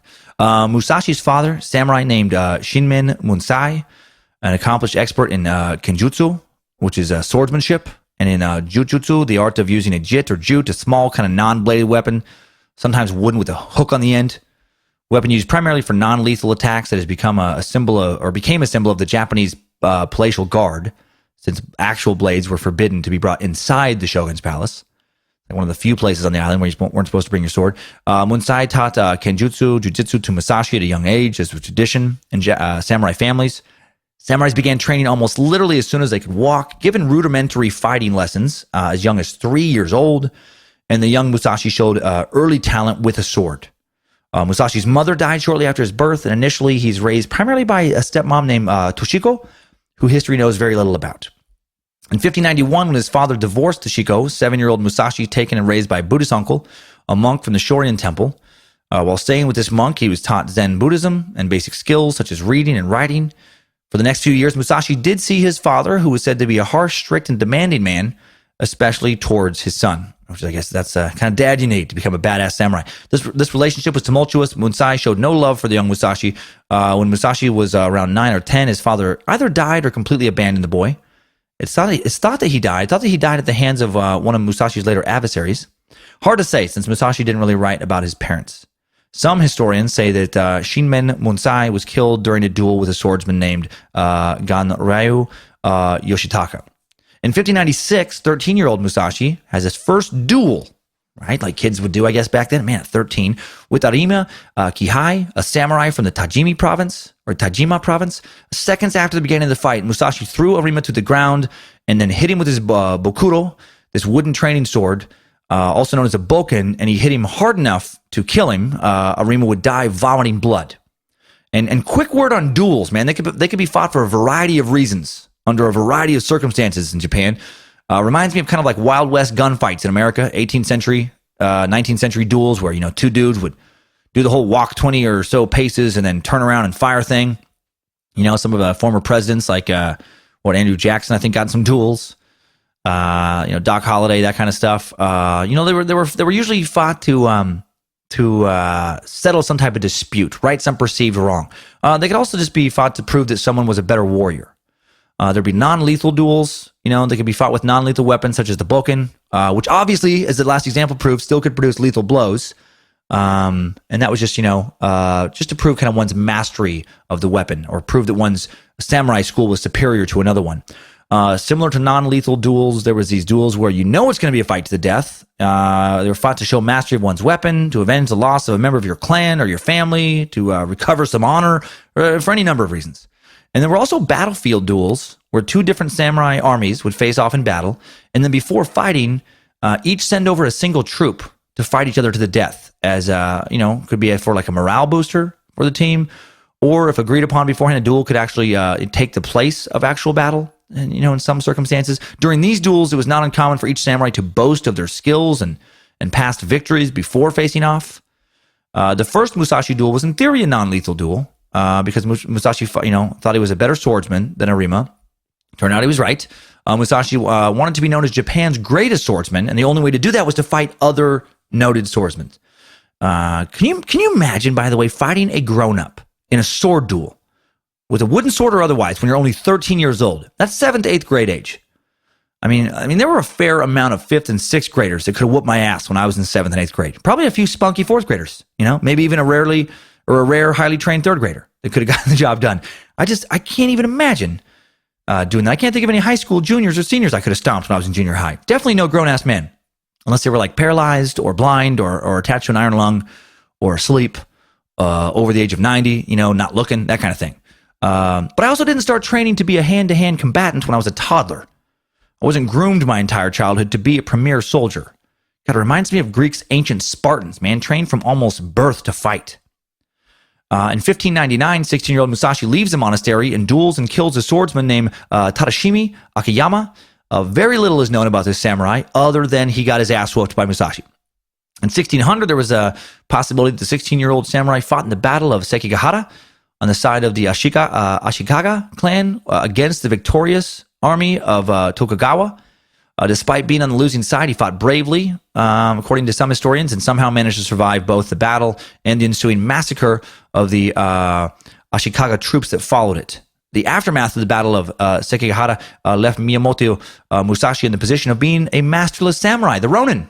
He began to wander Japan on a type of warrior pilgrimage known as a Musha Shogyo, or warrior's quest. During these years, he would travel the land and hone his fighting skills and philosophy through a series of duels, many of which were to the death. Supposedly, he fought in 61 duels and won them all. He was a Floyd Mayweather of samurai, minus the super obnoxious Money Mayweather Instagram account. Musashi fought 3 famous duels in 1604 against the unfortunate Yoshiaka clan. Oh, these poor guys. Musashi first challenged Yoshiyoko Seichiro, master of the Yoshiaka school and head of this family. This is the guy who teaches the samurais at the school how to fight with swords. And Musashi's like, yeah, that's cute. That's cute. You think you know how to teach warriors how to fight, but I bet I'd fucking destroy you one-on-one, bro. Sejuro eagerly accepts the duel, and then both men decide to fight outside of the Randashi temple in northern Kyoto, March 8th, 1604. Musashi, famous for getting into the minds of his opponents. He was like the Michael Jordan samurai. It's like a master-level shit-talker, psychological manipulator. He intentionally arrives late on the day of the fight in order to insult his opponent's honor, and it works. Sejuro loses his temper, judging Musashi's behavior to be very unacceptable, as they previously agreed the duel was to be fought with the wooden training sword again, the Bukoto, and the winner would be declared whoever lands the first, unblocked blow. Well, they face off, they take the on-guard position, and basically instantaneously, Musashi hits Sejuro's shoulder with his wooden sword, knocking him off his feet and breaking his left arm. Hits it pretty hard, and he wins the duel. And Sejuro, so tormented by the dishonor of losing, that he pretty much immediately retires from the warrior's life and would later become a monk in the Zen order. That's impressive when you beat somebody right out of their class. Like, you beat him out of the samurai class. That's when you really know you've whooped somebody. When you beat them into a new career. Like if you went up against some middleweight champ in the octagon and you beat the shit out of him so badly that the next week he's just working as a produce manager. Like, dude, what's up, man? Why aren't you fighting? Oh, no, I'm done. I'm done after last week. I just want to water these grapes now. I just want to, I can't think about fighting. I just got to think about these grapes. It makes me start to get like tight in the chest. I got to focus on stacking these russet potatoes now. I got to make sure these beets aren't going bad. You know what I'm saying? I gotta actually have somebody else check the beets. I can't even handle being around something called beets right now. You know what I mean? Shojiro's brother, a brilliant swordsman named Yoshiaka Denshi-Chiro, then becomes the head of the Yoshiaka family and challenges Musashi to another duel to regain his family's honor, avenge his brother's defeat. This is like some fucking kung fu movie shit. I love it, man. He beats one brother, and the other brother's like, no, now I have to fight you. We can't let this go unchecked. So the second duel is now they up the ante. This is a fight to the death. Straight up duel to the death. Even though it was a death match, Musashi, not armed with a steel sword, he chooses a bokuto, that wooden training sword again. He's pretty fucking lethal with that thing. Denshi-Chiro has a staff reinforced with steel rings. Now, I'm not sure if that wooden sword choice is actually part of some tradition or like dual rules or just Musashi showing off. Sure, bro. We can fight to the death. No, you get what you want. You want some steel in your weapon? Yeah, fine. I'm just going to get a wooden sword. That's all I need to beat your chump ass. Musashi, mentally, technically, physically stronger than his skilled opponent. Seconds after the beginning of the duel, hits Denshi-Chiro with his wooden sword, kills him instantly with a single blow to the head. God dang, man. That's got to be a real fucking rough moment for the Yoshiaka clan. Whether or not it was socially acceptable or allowed under their honor code to show excitement before the match, like I feel like it was probably quiet. But they felt it inside. Like, you ever watch a boxing or MMA match? Man, shit is hyped right before the fight begins. That's when both fighters, fans are trying to pump their warrior up. People cheering, you got this, man. You got this, Denshi-Chiro. Man, fuck him up, bro. He got lucky, man. He's a punk. Musashi ain't shit. You got this. He ain't shit. You're the champ, bro. And then the worst is when it's almost an immediate loss for someone's fans. Because it's just such a quick emotional shift from like, you got this, bro, man. You oh, no. Oh, why he killed him? Man, he killed him so fast. Especially with a wooden sword, man. Just bops him in the head dead. Probably more than a bop. The Yoshiaka clan, now they're desperate. They've lost two. They've lost two heads of the family. This son of a bitch. So now the next head of the clan is poor 12-year-old Yoshiaka Mata-Achiro, who, like his predecessors, also challenges Musashi to a duel, which I feel like he shouldn't have been allowed to get away with. Like in the movie version, the 12-year-old yells, I'll kill you, Musashi. But then he's dragged away by older, more sensible family members who are like, dude, okay, please just leave now. Please. You've brought shame into our family forever. You've killed our two leaders. God, please, just leave so you don't have to at least watch us suffer in shame. But in real life, this happens, and Musashi doesn't back down. He's like, he used to fight when he was 13, so he's like, okay, you want to go, 12-year-old? We're going to go. This time, the Yoshiaka clan decides the duel between these two is going to be fought at night between the 12-year-old and Musashi. Unusual for nighttime duels to be requested, so Musashi gets suspicious. He's like, something's up this time. And he decides to arrive at the rendezvous point well before the time of the fight, this time instead of way late. And he waits and he hides for his enemy to come. The boy arrives dressed in full armor with a party of well-armed retainers, archers, swordsmen, and this being a few decades after the introduction of the muskets, even some riflemen who are all determined to kill Musashi. Like they're not going to let it be a fair fight, right? They're all like hiding nearby. This is a trap, and Mata-Shishiro is the bait. Well, Musashi watches the action. This seems like a legend, but this is what it says. He waits patiently, concealed in the bushes. When the moment's right, he fucking springs out, draws his sword, and cuts that fucking kid's head off. Cuts a 12-year-old's head off. Seconds later, the men are gathered around Musashi, trying to stop him from escaping. He outnumbered. He takes both swords in his hand. He's got the suicide sword and the regular sword. He cuts a path through rice fields surrounding them, making his way to escape while being attacked by dozens of men. He starts fighting with both swords, and he just annihilates, a number of other of the clan's, warriors. Now, not sure how he escaped being shot, if he actually was surrounded by riflemen. But maybe this story is a mix of facts and legend. I don't know. Maybe he really was fucking crouching tiger, hidden dragon kind of good. Many historians agree that Musashi discovered the superiority of wielding two swords during this battle. The use of two swords simultaneously, totally foreign to the conventions of kenjutsu sword training. Samurai traditionally only fought with the longsword, held in two hands. But his experience forged the path to what would become known as the Nitoryu style of kenjutsu. Pretty dope, man. Created that badass style of sword fighting that many years later would hit the big screen. Shortly after his series of duels with this clan, in 1605, he goes to the Hoisan Temple in the south of Kyoto, where he has a series of non-lethal contests with the monks. He's fighting fucking monks now, showing them how to fight. These monks, renowned for being masters of the spear, but they couldn't beat him. Even today, the monks of Hoisan still train in their renowned traditional spear technique. While on his way to Edo, in autumn of 1607, Miyamoto Musashi has a duel with Shushiro Baiken, a skilled swordsman who is the master of the Kusarigama. This is a sickle with a chain and a weight attached to one end. It's a fucking crazy, intimidating looking weapon. Like when if you were to see somebody swinging this weird chain, ball, sickle type thing, you would know immediately that they're a psychopath. Like it's not the weapon of choice for someone with any kind of stability whatsoever. This Baiken wants to end Musashi's reputation as an invincible duelist, and instead he gets killed. Musashi strikes him dead. And then as Baiken falls to the floor, supposedly his pupils begin to attack Musashi, who then fucking fights him off with his two-sword technique. Dude doesn't even seem real to me. Seems like a sword-slinging boogeyman. You just make up to scare, kids. Eat your vegetables, or Musashi's going to come over here and kick the door down, cut your head off.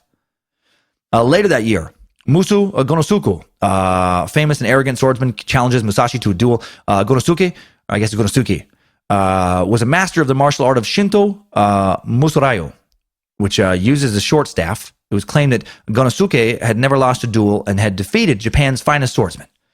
Well, historians say that Musashi's father had maybe even previously fought this guy and lost. Well, both Musashi and his opponent agreed to fight with wooden swords. Gonosuke quickly disabled with a single blow from Musashi's Bokuro. Man, no one could touch this guy with a wooden sword.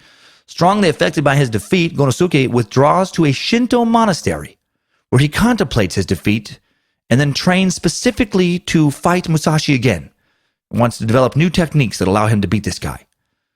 Again, this guy doesn't seem real. Musashi and Gonosuke, they duel again sometime later, and even though Gonosuke uses his newly developed sword fighting techniques, still gets beat. Beat this dude into a monastery where the guy devotes his life, fucking David Carradine kung fu style, to just, to getting better and fighting this guy, and then he gets beat again. I wonder if he goes back to the monastery after the second defeat. Just shoulders really slumped low that time. Hey guys. Yeah, no, Musashi, whooped me again. Do you guys just need anyone to clean the toilets or anything? I'm done. I'm done training now. Shortly after this fight, Musashi about to encounter his greatest and most skilled opponent, Sasaki Kojiro, aka Scorpion, whose finishing move was to either have his head turn into a skull, and then he'd breathe fire on you and rip out your spine and rip your fucking out of your body. No, wait, that's from Mortal Kombat. Sasaki developed a very effective kenjutsu style based on the movement of a swallow's tail in flight. For real, that's what it says. Sasaki fought with a nodachi, which was a very long two-handed sword. Despite the sword's length and weight, Kojiro strikes with the weapon, unusually quick and precise. Well, these two great swordsmen agree to fight. The duel takes place on April 13, 1612 on Kanryo Island, located off the coast of the Baizen province. Duel set for the early morning. On the day of the fight, Sasaki Kojiro and the officials serving as witness waited for Musashi for hours. He's done it again. He's fucking with him. His absence leads to the rumor that he's run away in fear for his life because he was so terrified of Kojiro's technique. Nope, just more psychological warfare. Miyamoto Musashi transported to Kanryo Island on boat by a local fisherman, and as part of his strategy, arriving late for the duel once again to disturb his opponent's inner state, and then legend has it that during this short trip, he sculpts a sword for the battle. I mean, this is what it says. I have a hard time believing this. Like, get the fuck out of here. I mean, this is what the legend said, but that's like some Chuck Norris shit, Musashi doesn't need to bring a sword to a fight. He just whittles his own. But supposedly, he didn't. Supposedly, he fucking whittles himself a sword on the boat. Arrives, Sasaki and the officials, they're irritated. They've been waiting forever. Sasaki, blinded by rage, draws his katana, throws away his scabbard, to which Musashi apparently sees and says, "If you have no more use for your sheath, you are already dead." Talking some samurai shit talk. The duel begins. Like the earlier fights, it's over quickly. Musashi provokes Kojiro into making the first attack, then counters with a blow strong enough to break Kojiro's left ribs, hard enough to puncture his lungs and kill him. Yeah. Before running back to his boat, Musashi bows to his downed opponent, and then apparently realizes with sadness that one of the greatest swordsmen to ever live has just died at his hand. And it was at this point that Musashi attained a satori, or spiritual awakening. From this moment, he renounced lethal duels. Yeah, satori roughly translates into individual enlightenment, a flash of sudden awareness. Excuse me. In 1614 and 1615, a war erupts between the Toyotomi and Tokugawa families. So even though he wasn't going to fight in lethal duels, he still got to fight in some wars. Musashi takes place in the warfare, sieges. One last time. He participates in both the winter and summer battles in Osaka. Most scholars believe that, as in the previous war, Musashi fought on Toyotomi Hideyoshi's side, but the exact details of his role in this war are unclear. Later the same year, Musashi enters the service of Osagarawa Tadano in the Harima province as a construction supervisor. What? He helps in the construction of Akashi Castle and helps organize the layout of the town. Just, whatever, no big deal. I'm just going to build a castle and just help build the layout of town. Just while I reflect on taking a break from my illustrious fighting career. During his stay, he teaches martial arts, adopts a son. After running his dojo successfully for years, Musashi's reputation as Japan's best swordsman grows even more. Honda Tadamasa, lord of Himeji Castle, orders Miyake Gunbai, his most skilled samurai, to go to Musashi's dojo, show him what's up, show him that he was actually the greatest swordsman. Musashi accepts the fight, leaves a choice of weapon to his opponent.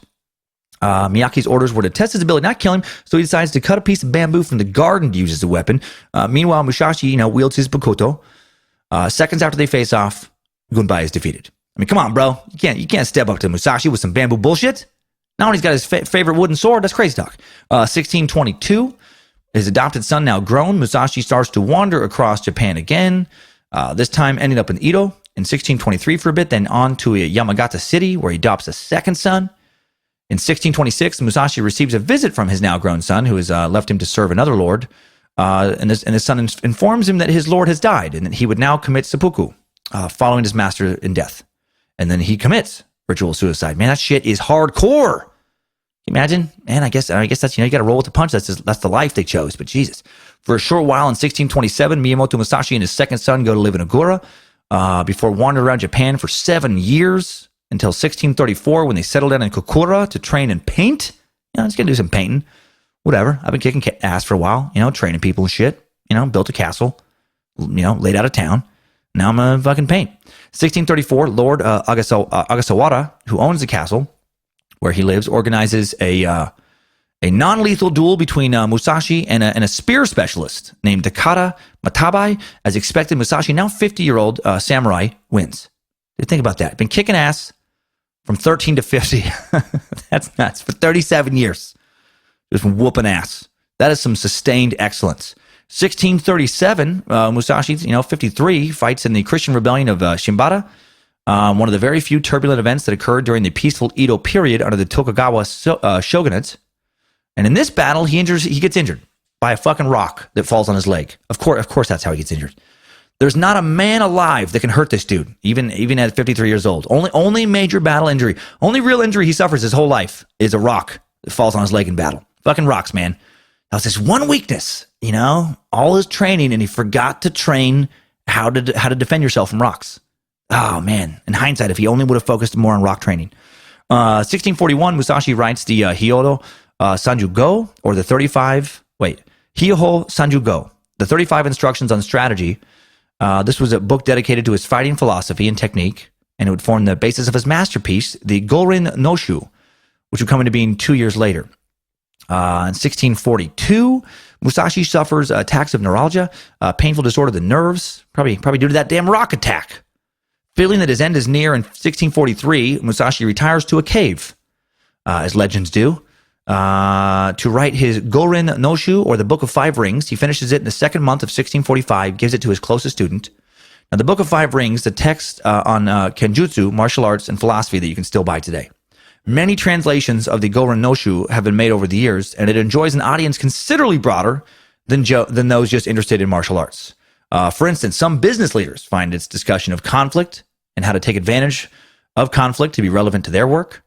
The 5 books refer to the idea that there are different elements of battle, just as there are different physical elements in life, as is believed in Buddhism, Shintoism, and other Eastern religions.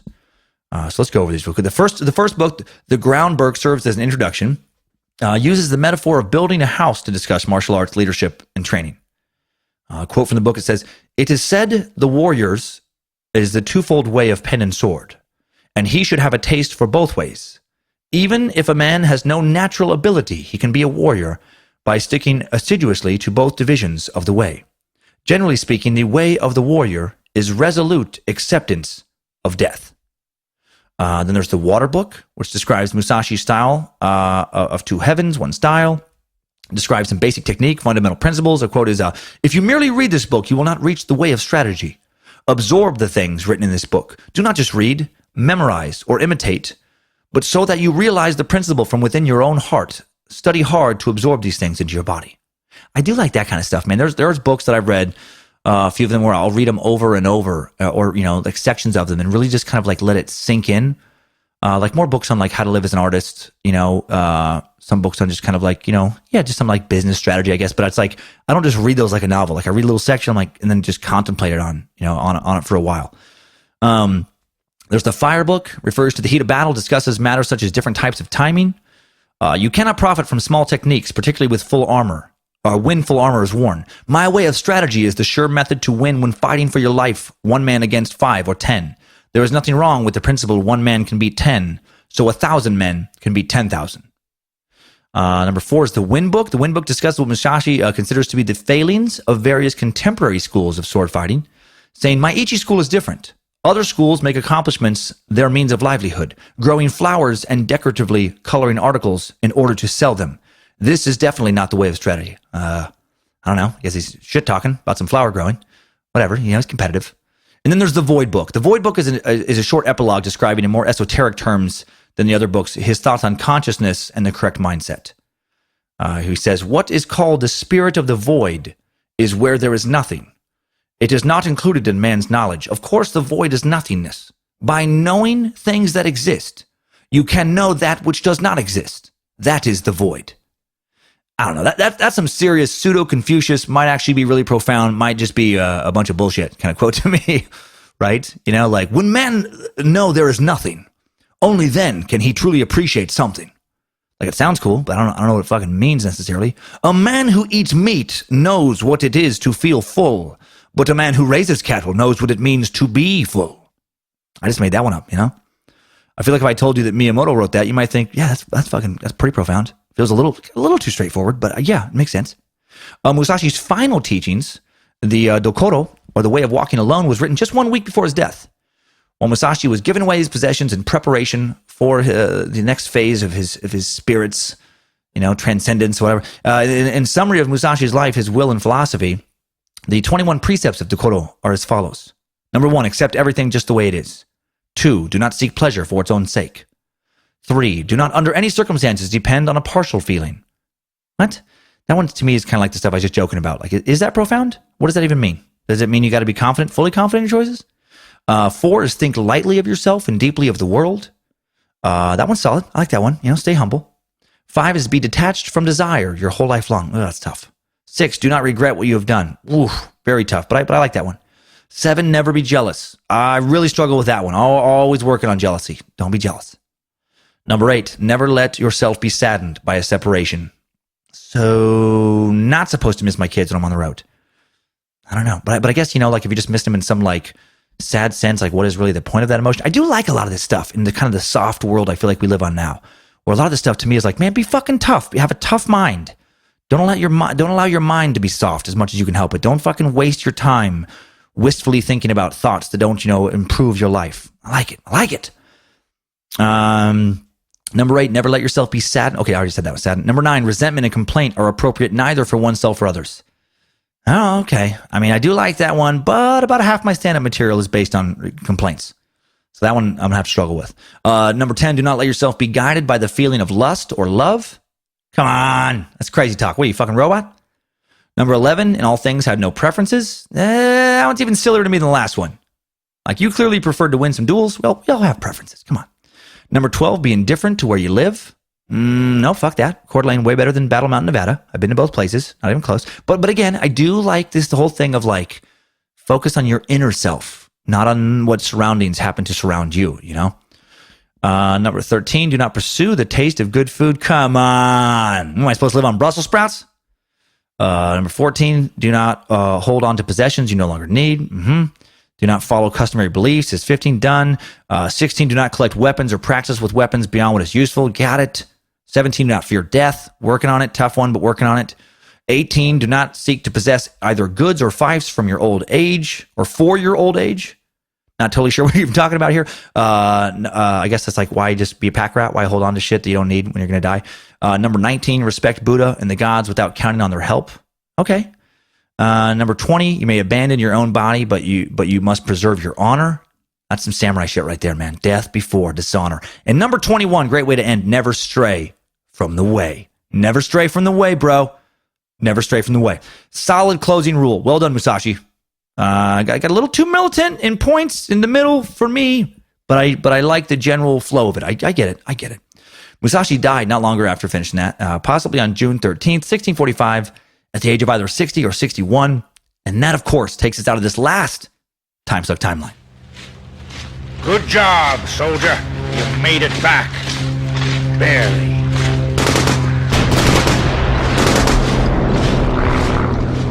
Okay, so that is a bit on the history of Japan up until through the age of the samurai. A bit on what it means to be a samurai. Looking at the life of one samurai. No idiots today, man. This episode fucking destroyed me. It's destroyed my brain. Easily twice as much time as a normal episode. Love you guys, but fuck this episode. Took way longer than a normal episode to try to figure out just the context of what it even means to have been Japanese and to help understand what it meant to be a samurai.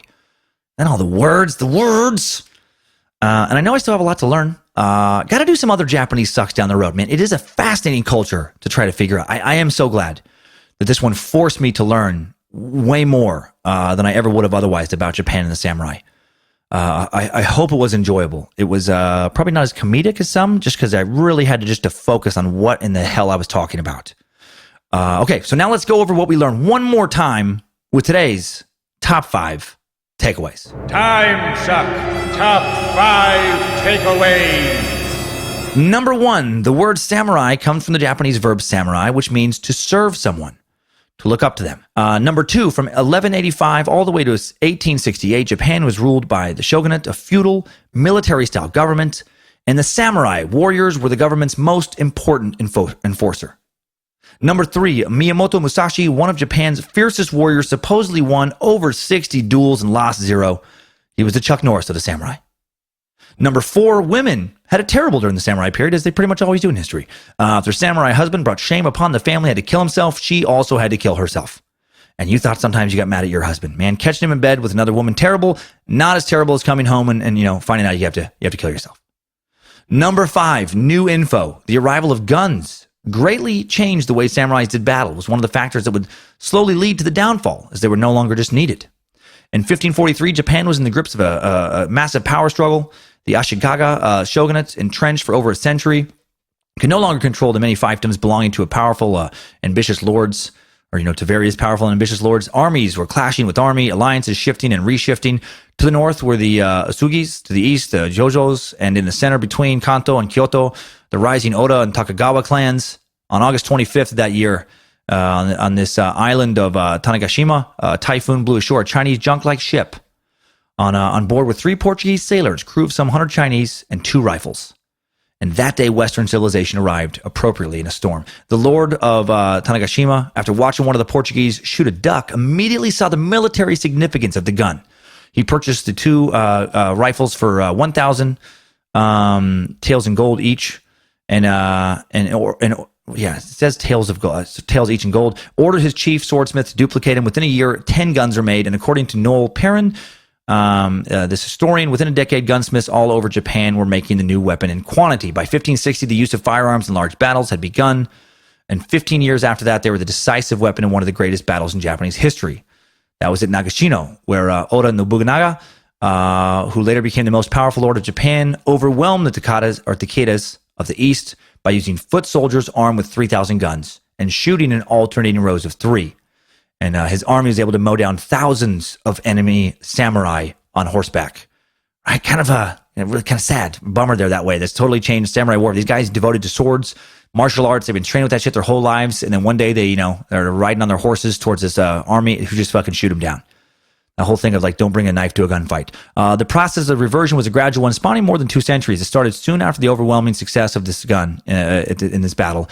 And the samurai realized that their status as a skilled swordsman was diminishing. Because now even a lowly peasant armed with, one of these rifles could kill the noblest, most heroic warrior ever without even an introduction. Because in the past, before, sword, hand-to-hand, sword-to-sword fight, samurais would sometimes bark out their names. And if their opponent allowed it, would boast of past accomplishments. I can only imagine what Musashi would do there. Like there's this example from this 13th century epic tale of the Aiki, where this one guy says, in a mighty voice, he named his name, saying, "You have long heard of me, now take a good look. I am Tutsi Nojomo Mishu, known to all of Mi Temple as a warrior worth 1,000 men." And then they began to fight. And then the gun came along, and it was just practical now to shoot first and introduce yourself later. And so went the samurai. Timesuck Top 5 Takeaways. Well, there you have it. The samurai have been sucked. I hope you enjoyed it. Again, despite, spending more time on that one than any other suck, I don't know that I know as much as I should about Japan. Such a mysterious country still. Feels like another planet to me in some ways, I do look forward to doing more sucks based in Japan in the future to learn more about it. Maybe some China sucks as well. That and Korea seem to be the two most similar cultures. We just live in a fascinating world, don't we? Think about all the billions of lives that exist right now and all the different cultures just on Earth right now. Each human, the star of their own unique story, the brightest star in their own sky. Think about how different each of those lives are. Every person we talk about in these stories, their heartbeats are, just like yours, or once beats. Their lives was, are or were important, as important to them as yours is to you right now. Whether they were one of the greatest samurai of all time or just a common merchant or peasant. Really overwhelming to think about the complexity of our world. Cracks me up when people ask if I'm worried about like running out of topics. Like, what are you fucking talking about? If I clone myself and somehow could do 10 different sucks a day every day, right? I would still leave most stones unturned, even if I lived to like 100, right? Even after me and my clone army finally die and return our carbon to that big carbon bank known as Earth, there will never be a shortage of incredible tales. You just got to know how to find them. Big thanks to the Timesuck team, the High Priestess of the Suck, Harmony Villa Camp, Jesse, Guardian of Grammar Dobner, Reverend Dr. Joe Paisley, Timesuck High Priest Alex Dugan, the Bit Elixir team, Danger Brain, Space Lizards and Merch Wizards, Axis Apparel, Queen of the Suck, Boss of Damn Near Everything, Lindsay Cummins. Big thanks again to OG Bojangles research assistants, the Lily Twins, for finding so much great info about this topic. Man, Reba and Sarah, hammers of knowledge. And thanks again for all the kind words this past month about, understanding how things have changed and how there just isn't the time to do the bonus sucks the way we're doing the sucks now, these bonus episodes anymore. This week reaffirmed that for me. No way I could keep cranking out 3-episode weeks like this every month, including, with the secret sucks. Excited just to focus on being very passionate about, one subject each week with Timesuck. And coming this week, that's Tesla. This Monday, we're sucking a space lizard voted into a topic, the Serbian-American madman, Nikola Tesla. Tesla helped electrify the world with his contributions to alternating current. He created one of the world's first wireless remote controls. So thank him whenever you have to, you don't have to get up off the couch and change the channel. He unveiled that one at the Madison Square Garden, New York City in 1898. He helped invent radio transmission. He was the nemesis of fellow inventor Thomas Edison, inventor of the light bulb. They had a nerd versus nerd battle, the wage of or I guess it was the war of currents in the 1880s. Modern mass communication systems, largely based on Tesla's inventions. Lived a long, very eccentric life. Invented so much. He was a brilliant mad scientist who we owe much of our modern technological advances to. And I'm excited to suck him this next week and find out if the space lizards chose wisely. And right now, I am excited to listen to today's Timesucker Updates. Updates? Get your Timesucker Updates. All right, kicking today's updates off with a hilarious update from the Children of God Suck on Monday. Timesucker Jody Johns writes in with, "Hey, Master Sucker, just listened to the last episode about the Children of God cult, and I knew you were bullshitting about the CDC reports of the backside loving going on. But it's kind of true. My mother became a full-time nurse in 1969 until she retired in 2013. She says at least twice a month since she started nursing, someone has come into the ER, no matter where she worked, with something stuck up their asses. In the 70s, she said it was a lot of cucumbers and carrots. 80s were hard because it was more animals like mice and gerbils getting stuck deep inside and suffocating, and it was very gross on to get them out. She says the 90s were just full of dumb shit thanks to the Jackass movies, a lot of toy cars and Barbie heads, but mainly now men and women alike come in with very large dildos, broken wine bottles, and eggplants. Just thought you needed to know. Knowledge and Nimrod. Well, thank you, Space Lizard. I can tell from the knowledge and Nimrod. Oh my God. Holy shit. Broken wine bottles? Is that done willingly to you? I mean, what the fuck? And eggplants? Jesus. I gotta talk to Lindsay about all this. I mean, let's just say that maybe, hypothetically, I occasionally try to talk her into some backdoor loving, and she gets nervous and scared. Not like it's not like I'm John Holmes, but I'm also not Tiny Tim. But I'm no wine bottle. I'm no large eggplant. And cucumbers. Carrots I kind of get, but cucumbers I don't get. I don't see how that works. They're brittle. They can break easy when pressure is applied from the side. I guess a carrot could too, but they got all those like ridges, And I thought the anal gerbils, that was just mostly urban legend. According to various websites, it is urban legend, but I have no reason not to believe your mom, Jody. I've never gotten so bored that I've just thought, you know what? I got to figure out how to get a small creature in my ass. But now that you brought this up, I did just Google, how do I get a gerbil into my ass? I didn't even use private browsing to do that, by the way. I don't even bother anymore. I never clear my search history because I just I'm highly amused by the type of autofills I now get. My search history is the most perverse and dark search history ever at this point. According to Wikipedia and Urban Dictionary, sticking a gerbil up your ass is known as gerbiling. Of course it is. Some variations of reporting about gerbiling suggest that the rodent is covered in a psychoactive substance like cocaine prior to being inserted. Yeah, that makes sense to me. Like I don't feel like you really strongly consider sticking a gerbil up your ass unless you've been doing a lot of blow. The act of gerbiling, according to the internet, is very simple. In most instances, involves you stick a tube in your ass, you stick the gerbil in that tube, and then sometimes you put you light a lighter. You put some fire on the other end of the tube, so it just scares the gerbil into burrowing up into your ass. And then sometimes, supposedly, you declaw them as a safety precaution. I would think. There's stories in the web about luring the gerbil up into your ass with a piece of cheese. I don't fucking buy that. Do you get a piece of cheese stuck way up in your ass and then hope that gerbil follows it? What in the fuck? I wonder if do you do that alone or with a partner? I would feel like you have to have a team to get a gerbil in your butt. It reads very BDSM to me. It reads very much like you have a sex life and you just find it fun to figure out what you can stick in the sex life's butt. That's a level of partying I've never participated in. But now that I talk about it, I do kind of want to go to a weird party like that as an observer. I want just out of morbid curiosity. I feel like if I was watching some gerbiling, at one point I would run out of the room to throw up, but then immediately run back into the room to watch more of the gerbiling. What about the gerbil in this situation? What a horrible death. To suffocate in someone's ass. To literally die suffocating inside someone's ass. But before that, probably pleasant for the gerbil. I mean, they do like to burrow. They live in little tunnels. And what if they crawled too far? Could they make it inside your large intestine? Could they make it inside your small intestine? What would the stomach acid do to them? Fuck, I'm done. Now I'm done. Thank you, Jody. You got way inside my head with that one. Let's move on to an interesting R. Bud Dwyer update coming in from Timesucker Jason Bame. Jason writes, all hail the Suckmaster Supreme. Just wanted to take a minute to tell you how much I love the show and wanted to give you an update on the Bud Dwyer episode. I live in Harrisburg, Pennsylvania, and was 5 years old at the time of the incident when this happened. I don't remember seeing it happen on live TV. I guess I was lucky to be off playing or doing something else on that snowy day. But my girlfriend, who was 2 years older than me, saw it as it aired. I also wanted to share with you and the Cult of the Curious that my connection to this incident goes deeper than that. I'm a youth leader at my local church, and as I was talking about the episode with my friend and mentor there, he shared with me that he knew the Dwyer family very well, and that at the time of Bud's death was dating Dee Dee. That is nuts. So he's dating Dwyer's daughter. I had to ask him if he thought that Bud had taken the money or not. He told me that he asked Bud that very question in the Dwyer home. My friend believes with all his heart that Bud was an innocent man. Ugh. Thanks for letting me share this with you and all the people listening. Keep on sucking, Jason Bame. Wow. Man, dating Bud's daughter when that went down. That is intense.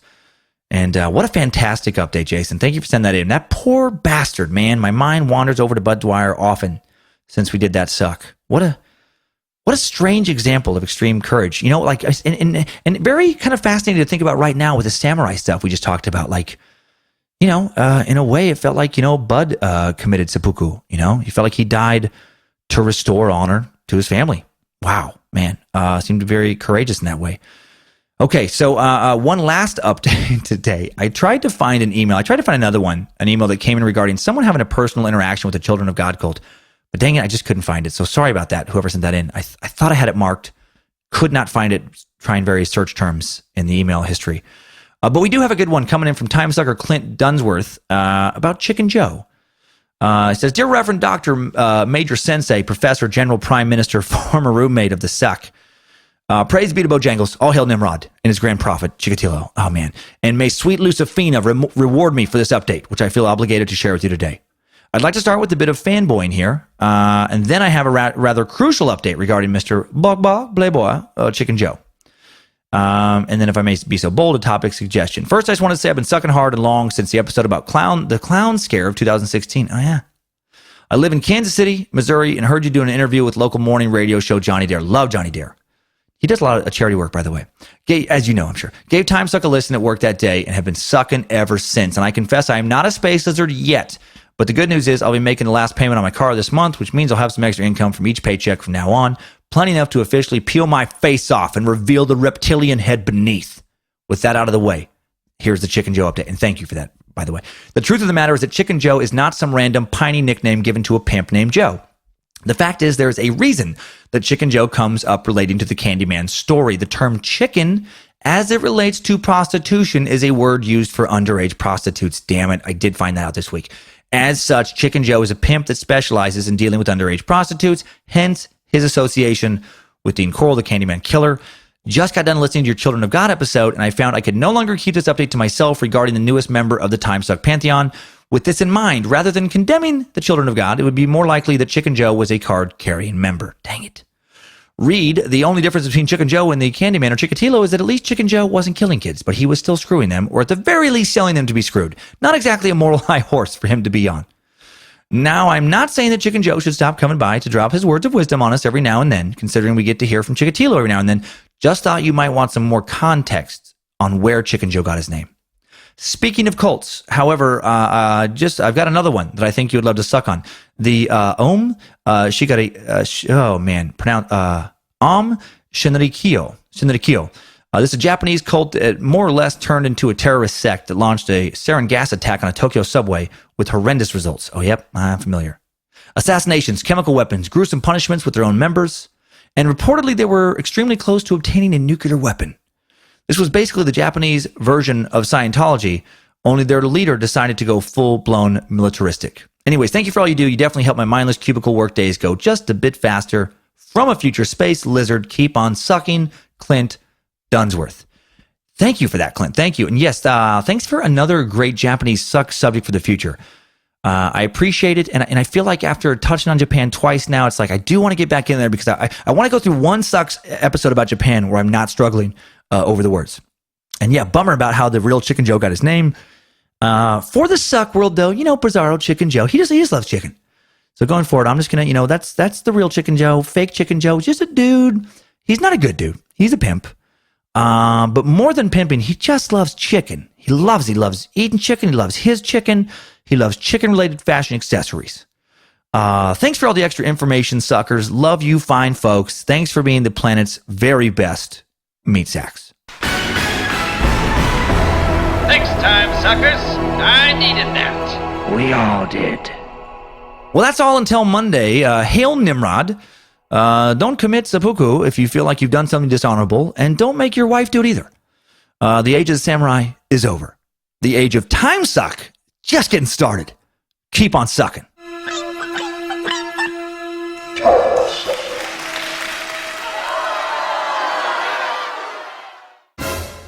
Because I got Japan on my brain and fucking banjos.